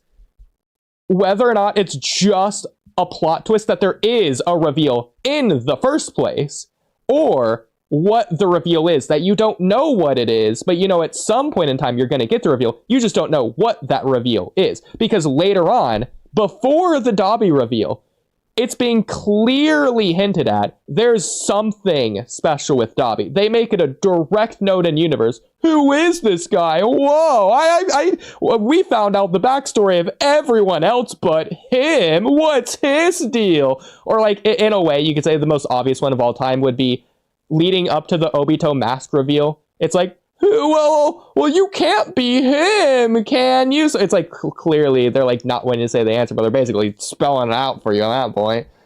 But To be fair, from the very beginning, you could say, well, he's wearing a mask. That in and of itself is intriguing. But like, it's like a similar concept, just to a lesser degree, because the Dabi one was like a little bit more amplified than that. And then we were also talking about the third possibility of like, when something that we know is going to happen, when is it going to happen? Because that matters, is like a third possibility. And we've also talked about like, that could also just be us badly explaining Chekhov's gun. Like, there's a whole fun conversation that anyone can read if they join the Discord. Hey, link in the description below, and there you go. Yeah, there you go. But I'll let you talk now. Well, I mean, I understand what you're saying. I don't really want to add on to it. So you're choosing Juju's answer that you don't know how to respond. But for different reasons. Okay. Well, you would agree, though, for Two Blue Vortex, it's not a not if but when. It's just an if. And that's bad. For a lot of the stuff, yeah. Yeah. And that's just hoping the story will be good. Unlike Platinum End, shout out Juju, where we reacted to it knowing it only gets worse and watching it for that reason. And to be fair, that's as opposed to me, who going into it, starting episode 1 Platinum End, I didn't know it was going to be bad. And as I watched it, knowing it's been bad, I didn't know if it would continue to be bad or even get worse. I was hoping it was going to get good at some point. It just only went downhill, as we know. But I didn't know that going into it, and as I watched throughout. But anyways, we aren't reading Boruto because of that, even if it's fun to continue reading Boruto for that additional reason. We don't know if it will be good or bad. It's an unknown that we want to have faith in and give the benefit of the doubt. So haters out there that call us haters, well, explain that one. That's the thing, is that we just don't know. We just know what's been happening. Yeah. So at least when it was bad, we cared. Now, it feels like the Attack on Titan finale, where I'm whelmed. I love the fact that you know that nobody uses that word but me. Part of the problem is I just haven't latched onto anything to really care about, and that's in this most recent arc. You could say overall, but that kind of isn't really the case. It would just be looking at the individual arcs. But obviously the things concluded in the previous individual arcs wouldn't count for this. It would be looking at the overarching things that are continuing to develop. But anything that has an initial investment of care that feels like it matters, like in Attack on Titan Season 4, spoilers for Attack on Titan Season 4, Eren is looming in the background at all times, and that's referring to the first, 5 episodes. I guess 4 technically, but you get the idea. But especially in the beginning. So it's fine to see that new world, because everything is still all connected and matters. And there is something there that we will gladly sit and wait for in eager anticipation, while simultaneously, and arguably for that reason, enjoying the ride worry-free of all the new stuff until we get delivered the promises of those bigger things. And again, interrupt me if you have anything to add, but imagine if Season 4 of Attack on Titan opened with filler, and Marley's just disconnected from the A story, and Eren isn't there, and they cover a story that has nothing to do with anything of Attack on Titan at all. Something outside the bounds of the clear focus of the story, as they just tell some other quote-unquote story of the world that doesn't speak on the main story and is trying to say, like, fan fiction. So, funny enough, the Walking Dead spin-offs, my favorite thing to reference of all time, has been doing that recently. Nothing feels linked together. It's just a bunch of elements. Puzzle pieces that aren't fitting together to form a cohesive whole. And that's not to say each individual Walking Dead spin-off doesn't work individually as its own show. Like, the Minato spinoff, that works as its own standalone thing, but it connects to Naruto really well. It's not like random OVAs that are just fillers, but fine and a good watch on their own. The Walking Dead spinoffs, they're doing their own thing. I think they've been good. They've been fine overall. But, like, the biggest problems that people have had with it, the biggest critique of the Walking Dead spinoffs is ironically not about the spinoff. It's more the holistic thing of how the spinoffs connect towards one another, or the bigger story they should be building towards that they just haven't been at every possible corner. It's like they're going out of their way to not connect it, which is funny. But yeah, so I went back to clip a Two Blue Vortex Chapter 6 stream, and a lot of our theories from even back then have arbitrarily just not been answered yet. We aren't getting the answers the story should have given us by now, so it feels like it's dragging. And I can't wait for Naruto Explained or all the other Two Blue Vortex fans to be like, you just gotta be patient and wait, and the longer you wait, the more satisfying it's gonna be. And this is long-form storytelling. The problem with that, though, is that's not always true, because the longer you wait, the more the payoff needs to be. So Ada's revelation with the Sarada is the right thing. We waited quite a long time for that. Yeah. And I would say we shouldn't have waited as long, given what we were given for that revelation. In fact, I think that matters. Is so little that we shouldn't have waited that long. Because come sooner. The scene itself is fine. What we're complaining on isn't the wait, but the wait made the scene bad. If we got that exact same scene, obviously to tweak the context a little bit, but that exact same scene in chapter 79 or 80, it's a good scene. We have no problems with it. Yeah, it's just like a combination of things. Like, I would say honestly, chapter 1 of Two Blue Vortex even, because that's just building up to it more. Just for, like, technically speaking, I mean, it might be a little bit weird, but, like, by all rights, that whole chapter that we got recently could have happened in chapter 1.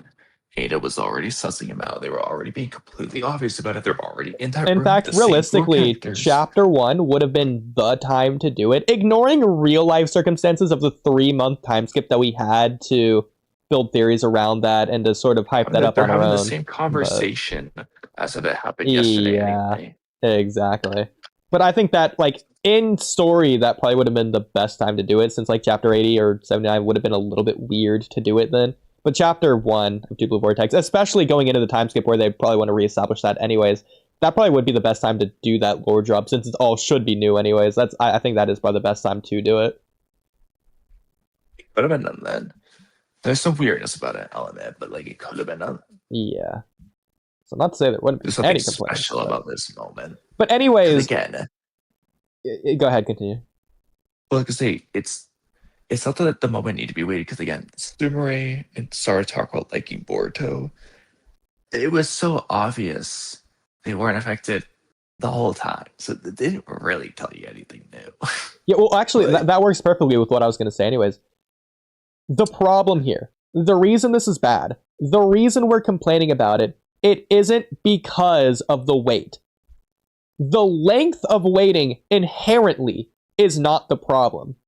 It's the fact that they made us wait for no reason. The wait was unnecessary, and the wait is doing things.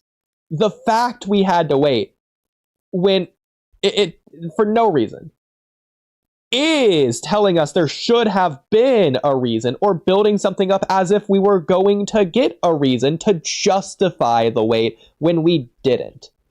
So it's not the length of time, it's the fact they made us wait for that length of time for, like, no reason. And to give a counterexample, a reason to wait. Because Shikamaru's whole if you have to kill Ada plot. If they waited on the reveal until the moment where that would come to fruition, to where, okay, that's on the table, them doing this, whether they're going to do it or not, it's on the table, going to happen now, and they got to make their decision.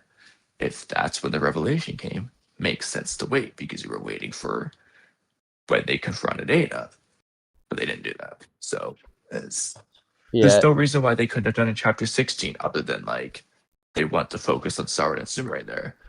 Ada just as well could have picked up on, hey, they're talking about liking Boruto in front of me, which they were, by the way. Sumire was complaining about Sarada hugging Boruto in front of Ada. Is that not the same thing to Ada? The same thing. He could have done that. Actually, why we wait the whole extra arc? To prove my point even, I've already proven my point in this very stream itself. Kamui, do you want to guess what I'm referring to? That the wait itself isn't the problem? In reference to what? The wait itself not being a problem. To where I don't mind waiting for things. This is proof of it. She used properly? Okay, so now what I'm referencing from this stream is the way that Kishimoto writes his stories, where he's saving his finales for last. Oh, yeah, the best for last, yeah. Yeah, the best for last. Yeah, exactly. The Sasuke arc. Yeah, so they made us wait for that, despite us thinking like 5 times in a row, we're gonna get it next episode, we're getting it now, and then 10 episodes pass by and we haven't started yet. The wait was worth it. They justified the wait, getting everything else out of the way, but also not treating it like it's other things to get out of the way. He's still making those other things that are getting out of the way. They're still special. They're still worth watching on their own. I'm not going to skip episodes to get to that finale, even if the finale's better. It's worth the wait. Because the finale is not only the most special by being special, everything else leading up to it was also good. So it's both. Yeah. Yeah, already proven it anyway. Like you said, or I said earlier, the longer the wait, when you're establishing building up to something, the longer the wait and the more you hint at it, the better the payoff needs to be. By adding in that scene in chapter 1 of Sarada thinking about Daemon stuffing him out, by including that, you demand a greater payoff later on. Yeah. If that wasn't there, the payoff doesn't need to be as much. I'm not quantifying how much, just qualifying. By including those extra things and adding on to the late, you need to do more. They didn't do more. They did less. So, yeah, what's a good example of something that we waited for that wasn't being built up the entire time? So when we got it, it being quote-unquote lackluster doesn't actually even matter, because it didn't matter since they were not building it up as some big thing. It's the best example, because you see he's built up in the Itachi Pursuit arc to do something, and then you just don't see him for a really long time until he looks like a snake, and he's like, oh, I guess I'll go greet Obito now, and then he goes and does that. Sure. I think, okay, if we're going to use Kabuto, I think a good example of this would be the audience gets revealed that Kabuto's a bad guy, but the main character doesn't until the Search for Tsunade arc. But that's the most nothing reveal of all time for Naruto, but nobody complains about that. So it's not really being built up as like a thing with Naruto and Kabuto. Yeah. It's just, okay. But we had to wait a pretty long time. Yeah, now he knows. Exactly. Because it wasn't the point, whereas the Sumire Sarada thing is the point type thing. Yeah, and it's less of just the audience knowing and Naruto being none the wiser. It has direct story implications, because Kabuto directly helped Naruto, building a bond of camaraderie with him, to where Naruto trusted him directly for like multiple episodes because of what he did. He's Naruto's friend at that point. So that's the reason that it matters. Not just because, oh, they were in the same room together one time, or because he's Orochimaru's henchman, or whatever. It's because of that connection that they had, as small as it was. Yeah. And of course, Naruto would know a lot about that, given his character. Yeah, it's the fact it was on screen. We saw it happen. And to be fair, because those couple episodes, the reveal technically was a betrayal for the audience as well when we saw it at the end of the Force of Death. Even if we kind of don't I hate this. I hate this segue to rewrites, but you are just begging. Okay, let me at least finish this so we can at least say we finished this topic. So anyway, so Two Blue Vortex feels like it should have been giving us the answers from like chapter 6 that we were speculating on, theorizing back then based on what we had so far, and it just hasn't. So it feels like it's dragging. It can add new elements, but it isn't building. And I feel like that's also saying something different, which is a really cool way that I worded it. The foundation is on top of a sinkhole. I like this analogy. So anytime they add on top of it, it ends up being just as high up as it was before, as the rest of the foundation just lowers. It's still elongating the building, but it isn't progressively going up. I think it's a really cool analogy. I love when you do this, where you just like say the same thing like 30 different ways. I love it too, and I know I'm doing it, and I change it from 30 to 300 in my videos. But to be fair, I am saying it in different ways, even if it's the same thing.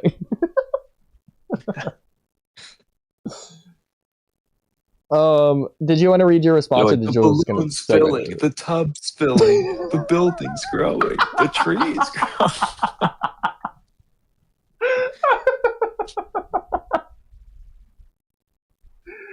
But it's getting to the same point, different ways. Oh yeah. Sorry, I that's what you're looking at as my response. Yeah, I don't know if you want to segue to read it. So I think this is probably better to read this first. I completely agree. It's not the only reason, but it's definitely impacting my desire to make videos in TBV. I'm more interested in doing these Naruto videos. Obviously, I haven't uploaded anything for other reasons, but I can tell a clear difference in my desire to really analyze or theorize on many TBV things. Like, this chapter isn't actually bad. In fact, how many critiques do we really even have?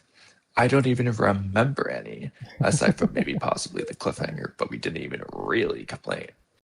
Mamushi is cool, but I think it's 90% the fact that everyone has memed him for so long that we just love him even though he never did anything, actually. Exactly. It's the same as Genma in that regard, but Genma still is just cool. But Genma is he. Exactly. He does enough.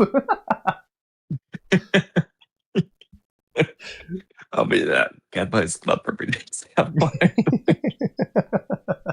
He never did anything, but he did enough. That dude makes sense at all. Exactly.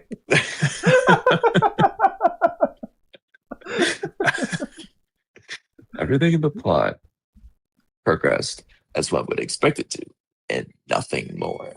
We neither learned anything new nor progressed the story. Sorry, but I'm not counting Inojine's new jutsu that nobody cares about whatsoever, as nobody even cares about Inojine's character in general. And the jutsu was just a plot device jutsu to make him involved when he could have not been involved, and it hardly changes literally anything. It's such a problem, though. When you can remove elements of a story with it changing nothing, that's such a problem. And it's like, I said as of right now for a reason, because yes, they can obviously make Inojin the most important character of all time, and later in the arc, but like, Mabushi's not even like supposed to be Inojin's dude. It's supposed to be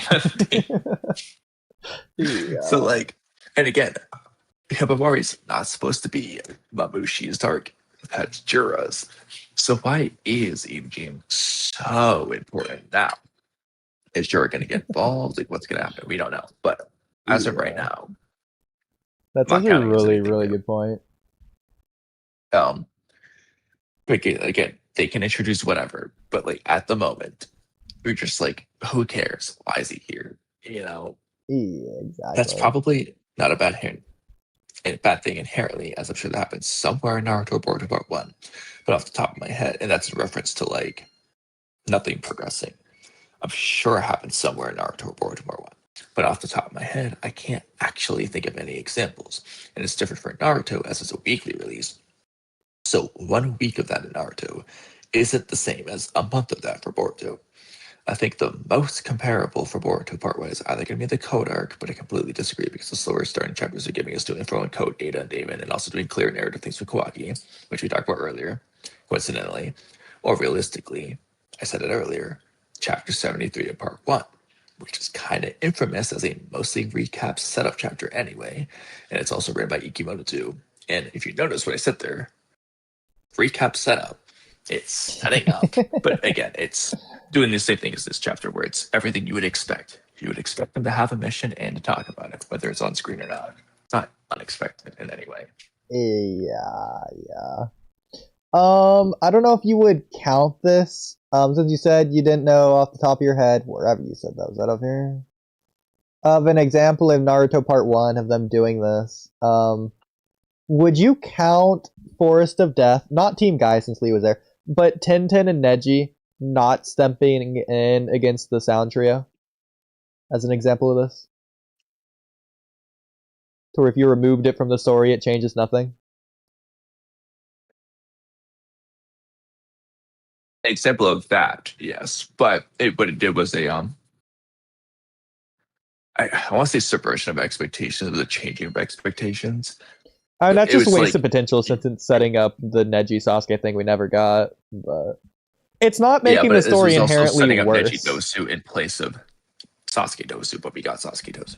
Yeah, the difference is it's not doing anything anyways, and it's so short it doesn't matter. It's not making the story worse, unlike in Boruto TBV Vortex. If anything, it's only making it potentially better, which is bad because we never actually got that payoff. So it's only potential.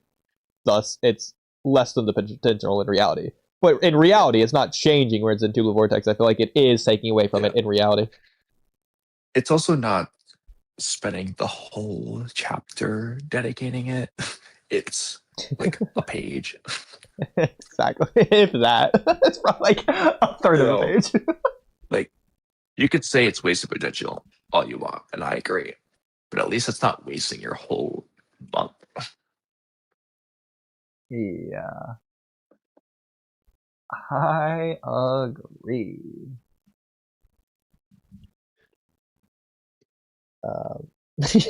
You have to read this comment.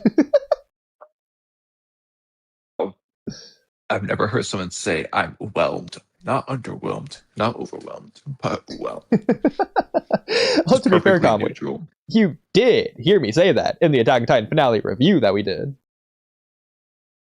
I probably forgot it. Yes. I love it. But now that we've covered that, and keeping in mind, we are officially over 3 hours, not just 2. Yeah, I know. When does the spoilers drop? LOL, hi. No, probably Tuesday. Oh, hi, I guess, okay, to answer that question, go to the intro topic. Yeah, well, they were supposed to drop yesterday. Probably not this one. This is Naruto topics. How did that happen? What? Or actually, intro picture, I think. Probably not this one. This one. Yeah, probably not this one. Oh my god. Okay, yeah, we're doing this. So do you want to just start on the link or start with what you say? Okay, start on the link for sure. Oh no! Is this not? Did they take it down? Okay, just look at the caption. Okay. That's all you need. Yeah. Okay. Leaks. Do you want to say it? Well, it's to answer your question in chat. It's most likely the Wednesday. Monday's a very low chance. Not just very low, very lower. The chances are lowering drastically.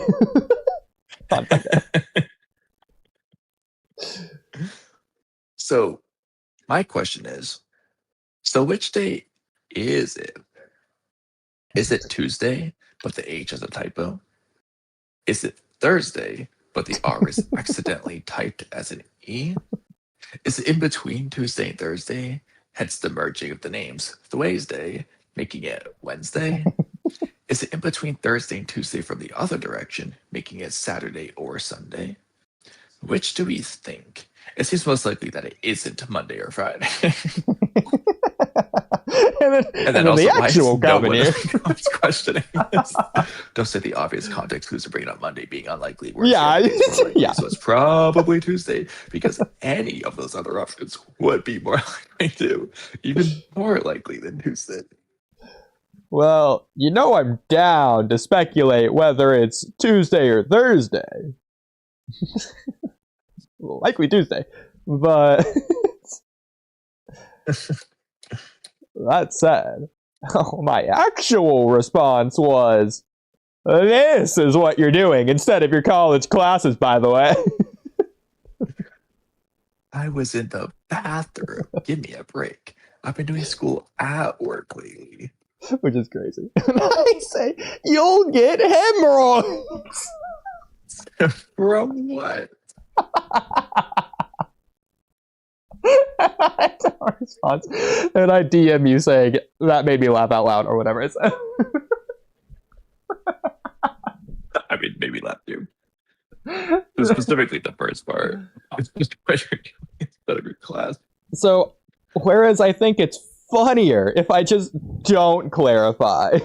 I just leave it at that for no reason. I think that's funnier. I'll do it if you really want me to. I'll leave it up to you. Well, you make me want to go with a funnier answer. But the Walky Talky way would be saying everything we possibly could. So, we're really leaving it to a coin flip. Oscar, we're already talking about. Okay, so that's the Walky Talky way if I've ever seen it. So, the reason I wrote this is because, like, the same day, earlier that day, or like the previous day, I was watching a YouTube Shorts that I thought was going to be like a comedy sketch or whatever, but it was just some weird, like, desperate animation, not even like a factual, like, health doctor animation or whatever. It was just like a weird, like, call to action plea cry to just don't do this. It was like it's like a weird suffering thing. There's no punchline. It was just like oh my god, like, oh, it's just hard to watch. But it was like a video of like it's like an animation of like someone on a toilet and like zoomed in on, I don't know what it was, like their bowels or whatever organ is near your butt. And it was like the organ just being sad and being like, come on, man, there's a lot of pressure on me. Please get off your phone. Please, please. And the brain comes down like, no, I don't have time for you. I'm on TikTok. Raw. It's like, I'm making it way funnier than it actually was. It was just sad. It's just, it's like, oh no, but if you stay on the toilet for more than 10 minutes a day, then that's how you develop hemorrhoids, because the blood vessels will tighten, or I forget what they were saying. And long story short, that's why I wrote that. That's got me curious. I doubt I can find the video. I could look for it, but I doubt I can find it just by looking hemorrhoids up. Don't sit on the toilet.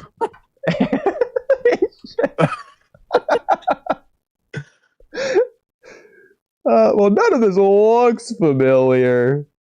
Okay, don't sit on the toilet, or you will get hemorrhoids. I think it was this one. No, this was 5 minutes long. I'm looking for a short, but I think it was this animation at the very least. Okay, this is stupid. I don't know, was it a doctor? I don't know. So wait, what about the dude from that movie you watched, the documentary movie, who's oh my god, like 3 hours on the bathroom? Okay, it was this one. You can tell because the red bar or whatever, which means I've watched it before, all the way through. Yes, shorts from Doctor Channel 4 weeks ago. Why you shouldn't sit on the toilet for too long. You see, based on the thumbnail. If you just like were scrolling on your YouTube feed and you saw that, would you think it would be a comedy sketch? Because that's what I thought. It looks like a squid. A squid. It does look like a squid. So I guess if you want to watch it, this is so bad.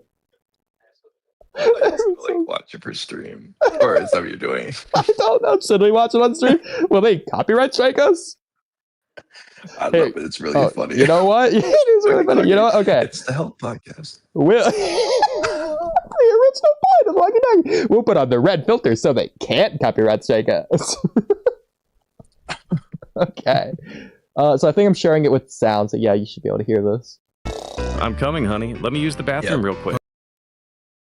Yep, I heard that. Okay, yeah. So especially since it's starting with like whatever muscle or whatever this is snoring with like the snore sleep bubble, you'd think that this would be like a comedy sketch, and the dude's like, "Oh, hang on, honey, I'm using the bathroom." Huh? Another 9 to 5. Whew, what did he even eat this time? Hey, grab this. What's holding you? Come down already. Funny. It's funny because it's not funny. It's been 15 minutes. Why is bro still sitting on the toilet? Ain't he done yet? Hey, up there. What are you even doing? Relax. There's this health channel I'm watching. He makes awesome videos. Besides, social media's been addictive lately. Is this like a plug for himself, or is this like him ironically saying, "Don't watch this video"? To wipe and continue scrolling after? We've been stuck in this position too long. Gravity's pulling the blood down here. It's uncomfortable. Shut up. If you don't zip it, I'm gonna tape your mouth with this toilet paper. Huh? I've been stuck like this too long. Blood's all pooling inside me. Ugh, I think I'm about to throw up. Whoa, what's this blood? Do I have a leak in my butt or something? This is so Doc, stupid. I don't know what's happening to me. I've been feeling so itchy down there. And every time I wipe, I see blood on the tissue. You've developed hemorrhoids. When you sit on the toilet too long, especially while scrolling, gravity pulls blood into the rectal veins. They swell, get irritated, and start to bleed. Try not to sit more than 10 minutes and avoid straining while pooping. So that's the whole story. The whole time I'm just waiting for like the bit, and it just never happened. Like, was this supposed to be educational, and they're turning it into like a way for kids to get through it? Were they trying to add jokes in? Like, what happened here? I think they were just trying to make it entertaining for an educational thing. So bad. Like, oh my god. Ugh, Now we know. this is the worst video of all time. Well, It's not how I was expecting. I mean, I figured that maybe the connection was being on your phone in the bathroom, but like, I was not expecting this video to be the inspiration. what is this fake spoiler? I mean, you can tell it's fake, but it's kind of cool. Where is everyone? Why hasn't It's the one anyone I shown up posted. yet? Or, Yeah, you can tell based on the art style it's not Oh, real, yeah. but it's still cool. yeah, I know. Exactly. Gotcha. Okay, gotcha is okay. I want this bottom right panel at the very least to be canon. If Mamushi doesn't say gotcha, Yeah. we're dropping Boruto TBV Vortex. It sounds good. So, should we just start preparing the funeral now? Because they're not going to say it. I don't know. I'll give Ikimoto the benefit of the doubt. Put my expectations up until they inevitably crash. But for the time being, it's up. It's better than them being down forever. At least they're up If now. he says gotcha, we'll forgive a lot of things. Not everything. But we'll forgive them. And I want him to say it with like a smug smile on his face, just like this. Like a little kid would say, like, "Yeah, I got your nose." Like, "Ha, Ada, howdy." Long time Howdy, no partner. see. But You want me haven't to been put a watching me lately. cup of Joe off for Very you. lonely. Or okay. I think the closest thing actually in series to this would be Black Zetsu latching onto Naruto and Sasuke in Lava Dimension and be like, "Sorry, I don't have any candy, but hopefully you can sit through Okay. this," or whatever he says. I thought what you were going to say is like, when Code sees Kwaki and says, long time no see, you gained weight. Bug says, "I've been dead." That's stupid. Now, mine, it obviously the Black Zetsu one is he's directly speaking to the audience because in universe it's ridiculous, but like if you take it in universe, it's ridiculous. What's also funny though is just, I don't have any candy, so we need to have salads and bowls, but like I'll write it down. Economics. Bro, I love we're asking her the most obviously non-actual Japanese related questions of all time. We have to keep doing this. It's just because we have to know. Because people eat candy at shows. Yeah, during stories specifically. This is what during stories movies.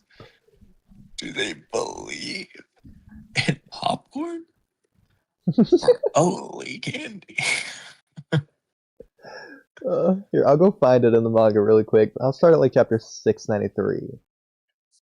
691. No, 681, I mean. 81? What? Oh, yeah, 693 is the end of it. It might be 681. Until we get 20 chapters of Kaguya, there's no way. Not actually. No, Kaguya has literally 10 chapters. I know. Ridiculous.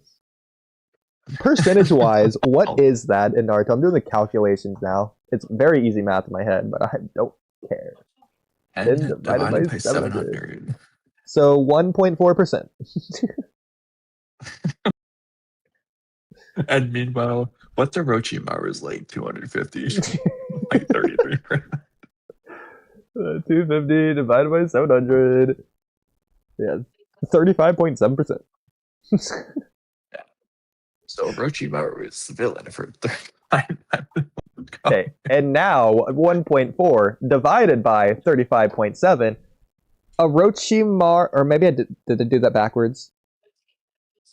I think I did that backwards. Yeah, okay. 35.7 divided by 1.4. Orochimaru has 25 times the amount of villainy reign as Kaguya. 25 and a half times more. For Orochimaru to be the final villain. So stupid. We got 25 Kaguyas. Hit Orochimaru. 25 and a half. Anyways. Okay, so where does he say his thing here? Injanasha, blah blah blah. Turned into the moon. Did he already say it? Or did he say it coming up? So what? The candy line. He must have already said it. Because he's just win the whole everything. Maybe I should just find it for you. Well, he's mentioned bargaining chip here. I'm just gonna go find it.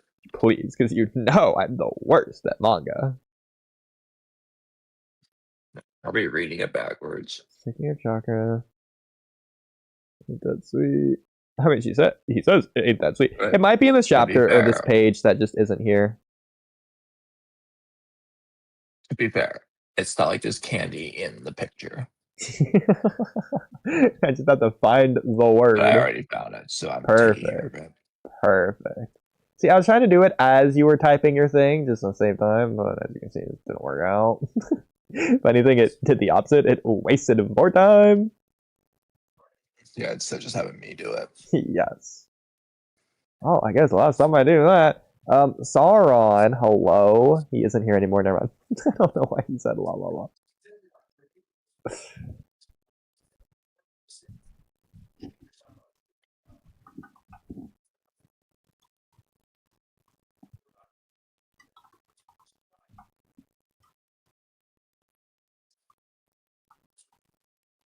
I shouldn't do this. Kamui.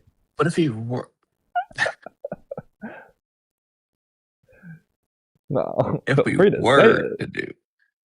Hypothetically, if we were to do one of the following rewrites. A Dosu Kabuto rewrite. And a Orochimaru final villain rewrite. And a other... Not really Orochimaru final villain, but kind of tangentially related to that rewrite. Or this Death Note, really stupid but funny L scene rewrite. Which would you say? Okay, Kamui. I will come up with a number in my head out of 100 of how much I think you want to do one of those rewrites as opposed to just ending stream right now. So out of 100, I have my number of how much you want to do it. And if it's above that number, we'll do it. If it's below that number, we'll end stream. Guess what the number is. And that's your number. So if my number is above yours, then we end stream. If my number is below yours, we continue stream and do the rewrite of how much I think you want to do this topic, this rewrite. So out of 100, any of them, just whatever rewrite we choose. That's the problem. Average them together. I want to do it 100, but I shouldn't 100. So it's like I want 100 and I should be 0. So math-wise, what does that work out to? I'll say 50. Okay, well mine was 78, so your number is below my number, so we'll end stream here. Okay. Alright, well, I guess you can go to bed. Stupid.